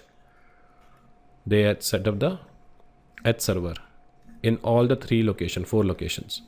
So now the person from India can contact that server. From there, he can obtain the content. The person from the Bangladesh can obtain the content from the local server and browse the content. So by using a CDN, we improving a performance by caching a frequently accessed file and reduce the latency. Ultimate goal of CDN is to improve the caching and reduce the latency. But as the content is highly distributed in nature, it become a legal regulatory norms, because the content was published as per the Netflix US. Now the content is going in multiple location. And second is, as the content is highly distributed in nature, the content is leaving their actual server. So confidentiality of the content is the another important factor we need to consider. So CDN have a 3 type. One is called dynamic content, where we generate on the fly, like via PHP, Java. Static content, where we have a pre-generated files like image, JavaScript. And then we have a streaming content, which is a multimedia content delivered via CDN server. So benefit of adopting CDN is user experience, definitely. Faster content delivery, lower bounce rate. It can improve the user experience. Global availability. Okay. And third is proximity, content quality. So we can able to optimize the content delivery by placing server close to the user and lower the overhead cost. So it reduces the payment for foreign hosting or multiple provider. But we also have a lot of risk with CDN. So first is called a session hijacking. So CDN cannot block all the unauthorized traffic. So session hijacking or spoofing is possible. Second is credential thefting, because when you're doing authentication, you're exposing a credential. So if attacker compromises a CDN node, they may steal the data or inject the malicious content. Then DOS attack on the CDN server. Okay. And as the content is highly distributed in nature and all that, as the content is highly distributed in nature, the content can be exposed on the multiple locations. And sometimes you have a loss of content, because CDN risk a downtime or data exposure if provider is fail, because you leave the content, it go to the edge server. So if we don't have any controls and everything, you might lose those data. So these are some of the things which is basically create a concern. So to overcome, what is the best practice? So best practice is perform careful CDN evaluation. Okay, that's the most important part. You compare the provider, understand the data handling, server location. Implement the WAF. It block the suspicious traffic before it reaches the origin server. That's something you can do.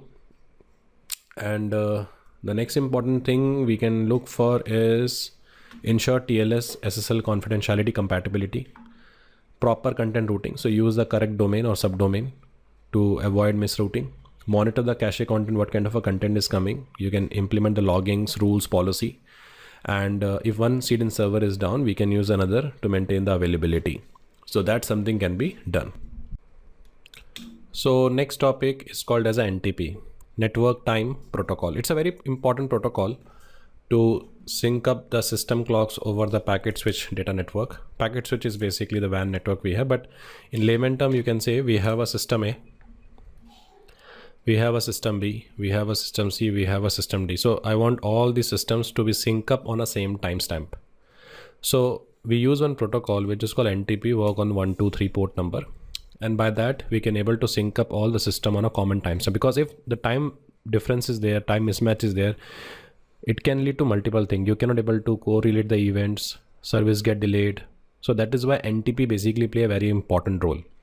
So it is used to synchronize the system clocks over the packet switch. It operates via UDP at the application layer of OSI model. And it is essential for our solutions like Kerberos, which rely on the consistent timestamp, because in the SSO, one of the solution we use is Kerberos for the ticket timestamp. So if the ticket was issued as per a particular time, it should be expired in a particular time. But if the system is configured with a different timestamp, according to that system, it is basically a valid ticket. So timestamp is very important.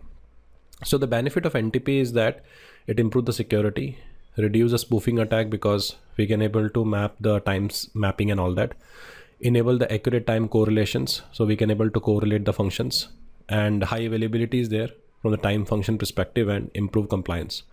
But as I said, we have lot of risk with NTP. First is called insecure deployment. So many NTP options configured may be weak. Is it clear? So attacker could manipulate the time source, which is causing the enormous timestamp and system error. We can push the new time and all that. Second is called as a vulnerability to the kiss of death attack. So attacker here abuse the KOD functionality, kiss of death functionality, to trigger the DOS attack. and client might stop sending a request, leading to the unsynchronized clock. So that something is there. Third is basically called as a reflection or amplification attack. So NTP can be used in a DDoS attack if misconfigured, which allow the large response to the spoof IP address. So that something can be done. Now, when I say amplification attack, what is the meaning is, this is something my victim, and which is my server, and here we have 1,000 IPs. So attacker basically spoof these 1,000 IP to send a request to this. So this is called as an amplification attack, and in reply they're sending to this. So server is kept busy, replying to those requests. So that is something is basically bring the concern. And DOS attack directly impact the availability of the network. So what is the best practice? Use public NTP, like avoid hosting your own NTP. Rely on the reputable public NTP source. Second is engage the hierarchical configuration. It means there's one concept we called as establish the stratum. Establish the STRATUM 0 to 1. We call this as a stratum 0 to 1 appliance. It's a GPS sync as the top level reference within the organizations. Third, if you don't want to configure end-to-end NTP, then you can basically go for the function called as a standard UTC, standard coordinated UTC. You can adopt the single time standard, which help to reduce the confusions across the geographical location.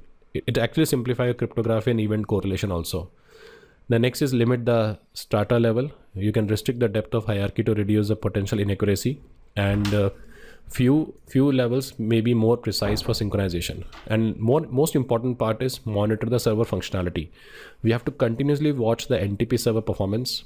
Okay, you need to ensure the quick detection of issues and everything, and whatever the configuration we have, it should be protected with the strong cryptography modules, AES and all that. And my suggestion is that use multiple NTP server, because if one server is down, we can use another server. So that's something we can try. Okay, so next topic we called as a network infrastructure security. So in the network infrastructure, it is very important to control the communication network. So it is always start with the hiring the right people. So qualified people are there who can basically perform their specific activities. One function should be divided into 3 parts. So separation duty should be there. Restrict the operator access. You can have a certain critical functions like amending or deleting operator activity log should be limited. And most important, enable the audit trails, because by that particular practice you can able to track everything. That's the most important part we have. On regular basis to the audits, you can use some standard network protocols. System engineer access logs need to be checked, and more important, analyze all the logs and activity, which is part of the function. So we have some internal security control, like we can have a security program which talk about the controls, do the proper risk assessment.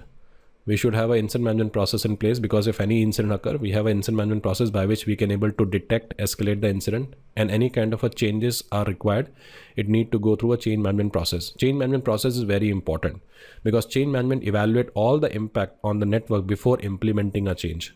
And any change we're introducing which is not documented, it is called as an unauthorized change. And last, when you're sending data over the network, it must be encrypted. Okay, so next topic is called as a firewall. Firewall is a solution which monitor the network traffic, monitor the IP address, and based on that, it allow or block the traffic. So this is my internet. This is basically where we have firewall. Firewall always install the perimeter. And then we have a DMZ where we keep public systems. Then we can have another firewall, and then we can have an internal network. So the primary purpose of firewall is to protect your internal assets from the external. So if someone doing any kind of an attack, firewall can be a first layer of defense. So whenever, as I said, organization connect to its internal networks, and the firewall is basically serve as a barrier. So firewall basically have a multiple features. Like it can basically block access to the particular sites, like user want to connect to any site. We can have a reverse connection, we can block, because any traffic is going from inside to outside, firewall can able to inspect and block that. It can prevent certain user from accessing the internal servers. Definitely, if I block a particular IP, in that case, it will not able to open. So that something can be done. Third is monitor the communications. If any kind of attacks has been attempt from outside, we can able to monitor. But if it's an encrypted traffic, we cannot able to do that. So in that case, we install the proxy. So what is the meaning? We'll discuss in the further slide, but right now I'll just give an example. So this is the firewall, and this is your internal network where we have a server. So if we have a user here, user setting up the SSL connection, so data is encrypted, so firewall will not able to inspect. So here we need to install the proxy, which basically break the connection, so he can able to read the packet and then re-encrypt from here to server. So that is the only solution we have when we need to work on the working on the encrypted traffics. Otherwise, end-to-end encrypted traffic, you cannot able to monitor on the firewall. That something is there. Now we can also limit the traffic on the organization public service segment. That is also possible. But the question is, what is the placement? So we always install the firewall on the perimeter where the corporate network meet the internet. That's something we can have, and we can define the rules, and that rules need to be carefully defined, regularly updated, and regularly tested. That is something is a part of the practice. Now we're going to discuss about the different type of firewall. So the first firewall is called as a packet filtering firewall. Now what is the meaning? This is the firewall. Okay. In the firewall, we create a rule. Source is any. Destination is basically a web server. Source port is any. And destination port is 80. So let's say example, this is the web server we have. Okay. So there's a user from outside want to connect with the web server. So traffic go to the firewall. Firewall is basically check source any, because we cannot able to predict a particular IP to be blocked. So source is any, fine. Is it going on the destination web server? Web server is basically 1.1.1.1. Is it going on 1.1? Yes. Is it coming from a random port? Yes. Is it going on a port number 80? If yes, they allow the traffic. But problem is that if for the reverse connection also, we need to manually create a rule on the firewall where the source will be this and destination is this. So manually we need to create a rule for both sides. That is why it is called as a stateless, because it doesn't maintain the information about the state. Even you see the packet content. This is the packet content we have. So here we have a source IP, destination IP. Here we have a source port, destination port. Here we have a session ID and we have a content. So this firewall check from where it is where, from which port to which port, but it doesn't check what is session ID and what is the content. So even the user want to send on a port number 80, but there is a possibility he can send some exploit on the port number 80. So that is the one limitation we have with the packet filtering firewall. So it works on the layer 3. So that is why we install this firewall on the border of the network, because we just need a high level inspection to be done. Next is basically called as a stateful. Stateful maintain the information about the state. So once the rule is created and rule is matched, it will create a connection for the reverse traffic, and it maintain the information about the connection from where it is coming to where it is going. So let's take example. This is my firewall. This is my client. Client IP address is basically 1.1.1.1. And this is my server, which IP is 2.1.1.1. We already have a rule like source is any. Destination is basically 2.1.1.1. Source port is any. And destination port is 80. Is it clear? So when the connection is going, the firewall is basically inspect the source IP, destination IP, source port, destination port. From there, it go to the web server. And from the web server, it can come back to reverse connection to see. So what happened is, as the traffic met, they create a state table in which we mention about 1.1.1.1 port number 77 from where it is tabling, going on 2.1.1.1 and port number 80. So this is kind of a state information we need to maintain. So it works on the layer 4 of the OSI model. But when it comes to stateful firewall, it basically use CPU intensive full-time application analysis less frequently and focusing on relevant packet per session. So instead of all the traffic, so we have to see how you can utilize that. So that something is basically part of the firewall, because it also monitor the reverse connection. So if any hacker basically spoof the 1.1 IP and sending a traffic, so they compare the traffic of source IP with the connect rules. And if it doesn't match, it can also block the connection. So that kind of an advantage we basically get in the stateful firewall. But nowadays, the firewall that we're using, the firewall that we are using is basically called as a next generation firewall. It works from layer 3 to layer 7 and 2 and everything. It monitor the source IP, destination IP, source port, destination port. it works up to layer 7, not works on, it work up to layer 7. And it basically have a multiple features. Like it offer threat intel, it offer the IPS, it offer granular control. Granular control mean it can able to recognize a specific application, not just a port or IP. So it enable more refined policies. Nowadays what happen, company go for this firewall because it give a lot of benefits. It is robust security. That is the one primary benefit we get. Second is intelligent automations. What is the meaning is it automatically manages the policy, which helps to keep the security rule updated based on a recognized threats, which reducing the manual configuration error. Third, streamline the security controls. Streamline the security control when it consolidate the multiple functions into single function, which simplify the reporting and all that. And more important is scalability. So these are the benefits we get when we implementing this firewall. Now there is a way to implement the firewall. We call it as a design of firewall. So first design of firewall is called as a dual homed host. What is dual homed host? We have one firewall, one port connected with the internet.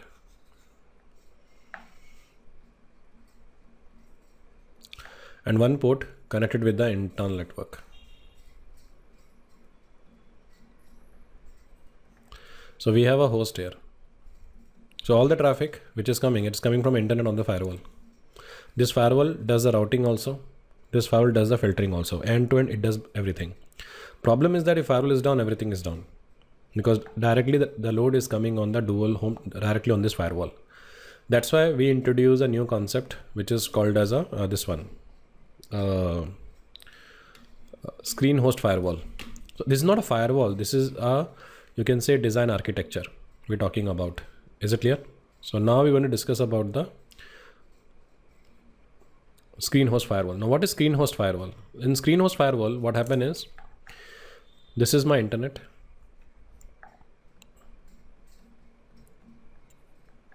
And then we have a firewall, then we have a router here. This is called as a screen host. We install the router here. And then we have a firewall. So now the traffic is coming on screen host. It does the first level of inspection. And then inspected traffic go to this firewall. So that is basically called as a screen host firewall. So it actually reduces the load of the firewall. Next is basically called as a DMZ. I already discussed. What happens is, if we talk about the network, this is your network, okay? So we have web server also, and you have a database also, okay? We have a DNS also, and we have a Active Directory also. So you let me know in the comment box, out of following, which server is basically sensitive, database and AD, because it holds the sensitive information, and which one is critical, web server, DNS, because it is a public facing. If I consider this factor, I need to have a less rule in the firewall, because if the packet pass through the firewall, it go through detailed inspection, it impact the performance. And if I consider less rule, then it is easy for someone to bypass the firewall and enter into the network, and he can damage the things. That is why nowadays we are using a concept of DMZ. So what is that? So we have an internet here.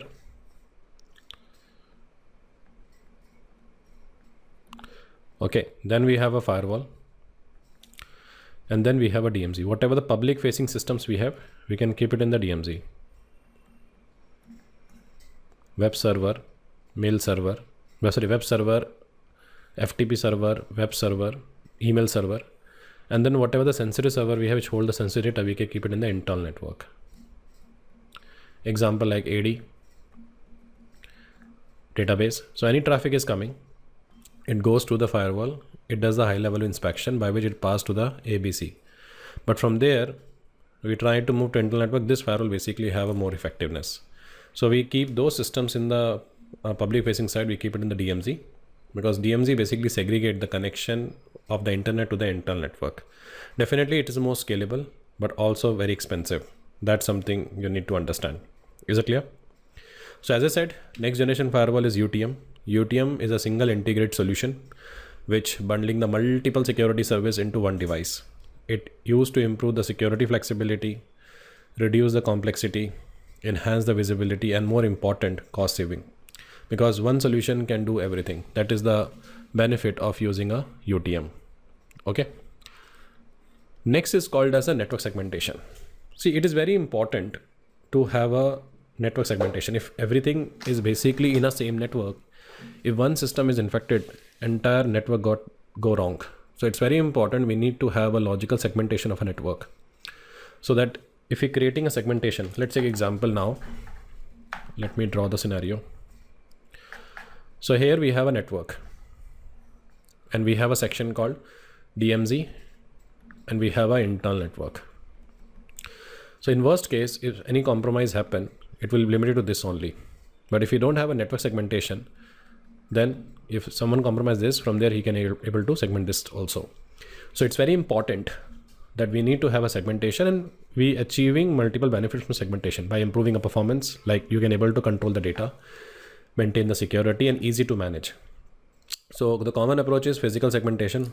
One system is physically segment from other using a separate hardware router to isolate the segment. So that's something we can try, and it is used in a OT industry and all that. Then we have a logical with the help of switch. With the help of switch, within a switch, we can create a logical LAN, or with the help of subnetting, where we assign a different IP address range to a different network segment. So that's something, the advantage we get when we go for the segmentation.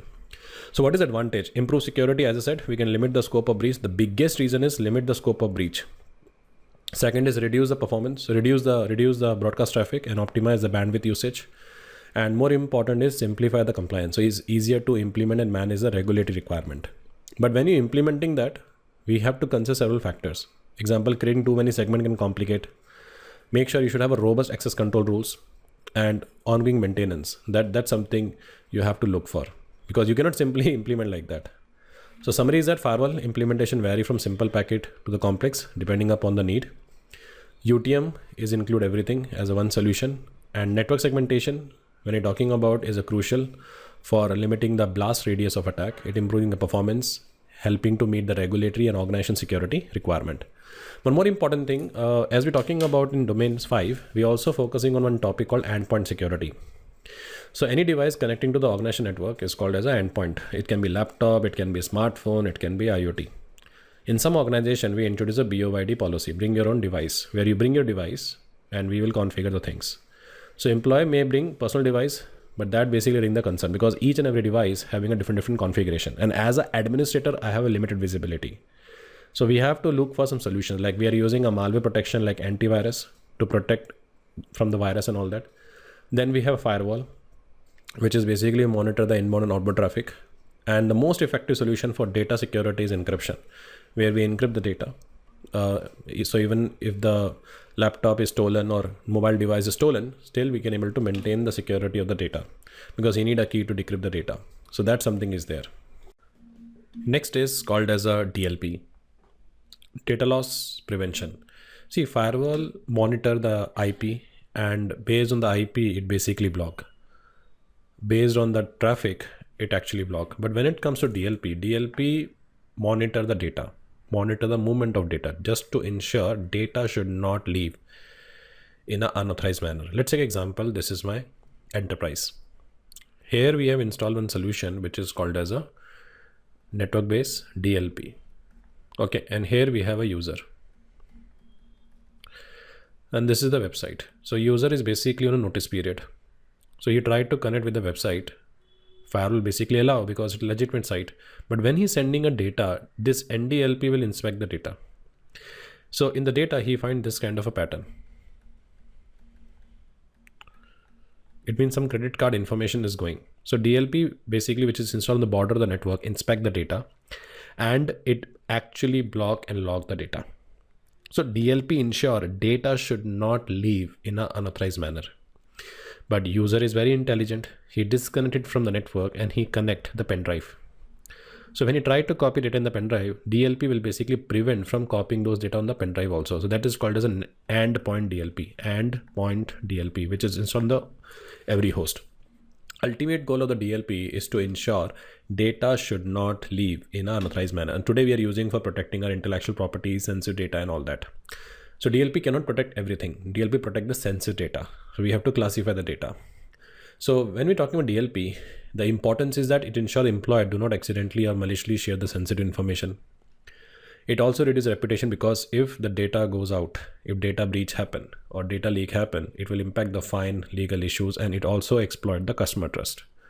So to overcome that, we install the DLP to monitor this kind of a data movement. The DLP has a capability, and this is testable in the exam. The first step in the DLP is we classify the data, because until unless we don't know what data we have, how can we protect? So we classify and we label the data, top secret, secret, and all that. Then the second step, based on a label, we basically detect the data. We have a label based detection, we have a content based detection, because label based is not effective because there's a possibility any person who notice period, he will remove the label. So then we will check what is the content in the data, and based on that we block. And third is basically called as a remediation. So if you get a question in the exam, what is the first step in the DLP? Is classify an inventory of data.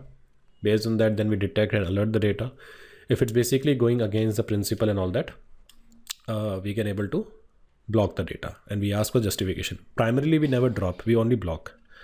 So the use case of DLP is used for compliance, because if you're dealing with a lot of PI data and all that, so DLP will identify, classify, tag data. It is used for intellectual property protections. Okay. Third is called data visibility, where we track the data across endpoint, network, cloud. We also using to monitor frequent data breaches. Okay, that something is there.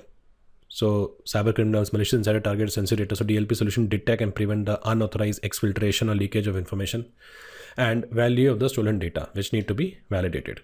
So that is the primary use case for which we're using a DLP. Now, next topic, we basically talking about the deployment methods. So when you install the DLP, how the DLP inspect the data? The first, it use a regular expression matching. So we use a pattern like, we look for the digits. So example, I have installed the DLP on the network sales department. So a lot of PI data, a lot of credit data will be go outside. So DLP will inspect such kind of a pattern. And that is basically called as a regular expression matching. Most effective, but it slow down the process. Straightforward, but yield false positive negative. So that's something need to be checked. Second is called as a structure fingerprinting, where we apply the algorithm to match the data from known source. Example, is it a data of the customer records? Is it a record of the SSN and all that? We're directly talking about the structured data. Third is called as a EFM, exact file matching. So we exactly copy the file and we inspect, is it that file or not? So that is basically called as a EFM. Fourth is called as a index document matching, where we compare the new data against the index of a document. Like in the past, we had blocked such kind of a data, do we get a similar or not? Next is called as a lexicon matching. It actually relies on the dictionary or term list to identify the context-based matches like PI data, bank, credit card. So that is called as a lexicon matching. And last is basically called statistical analysis, which use a Bayesian or other statistical algorithm to learn the pattern of sensitive data. It may require extensive training because we have to check the behavior of the traffic and all that. And based on that, we have to block. So regular expression is a content inspection, structure fingerprinting, direct data. EFM is basically track the whether specific file has changed in the last scene. Index document matching, we had a past data, we had a past file with a similar virus and all that. Does it have the same? And second last is called as a context-based matches. And the last is basically called as a statistical algorithm, where we capture the pattern of data and compare against that known pattern. So these are things that need to be considered. Now, next topic is called EDR and XDR. See, we already have a antivirus. Antivirus, it only inspect the file signature. So let's take an example is we have a system A. Okay, it has an antivirus.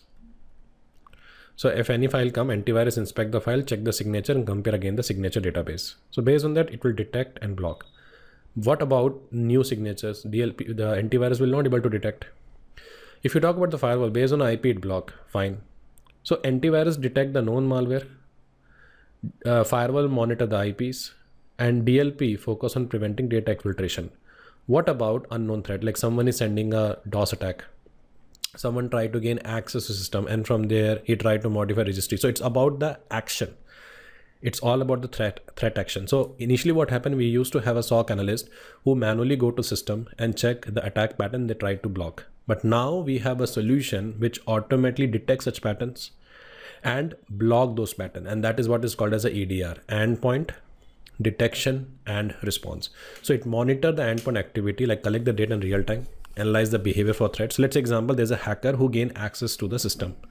He has a persistent access and now he performing encryption of data for ransomware attack. So EDR will detect this pattern and try to block this pattern. So it basically prevent from attacker to encrypting that file. So it actually working on the threats Rest as work on the vulnerability, exploits and all that. It is actually targeting a threat profile. What kind of an attack is happening? So AV and firewall focus on preventing known threats, but EDR continuously monitor the endpoint behavior in real time and look for the abnormal activity, okay, which actually bypassed by the traditional defense. And then they basically take the holistic call, and based on that, they will detect and block the data. So if you install on the every host, that is called EDR, but you're collecting the overall network level, and the network level we have to block, that is basically called as a XDR. There is a detailed video I made on EDR XDR, do check that. So if you get question in the exam, what kind of a solution which detect the 0-day attacks, unknown threats, advanced persistent threats, which can evades your traditional solutions and all that? So answer is basically EDR or XDR. So EDR identifies the suspicious process, real-time alerts, and it allowed deeper investigation how the attack occur. On the network level, I want the data from all the pointers, and then we have to see what is the visibility. For that, we have a XDR. So it extends the EDR capability, but collect the data point from all the locations. So it aggregate the data from all the points, and it is used for improving a threat hunting, and it provide the centralized viewpoint how to handle the issues. Is it clear? So these are the solutions we are using.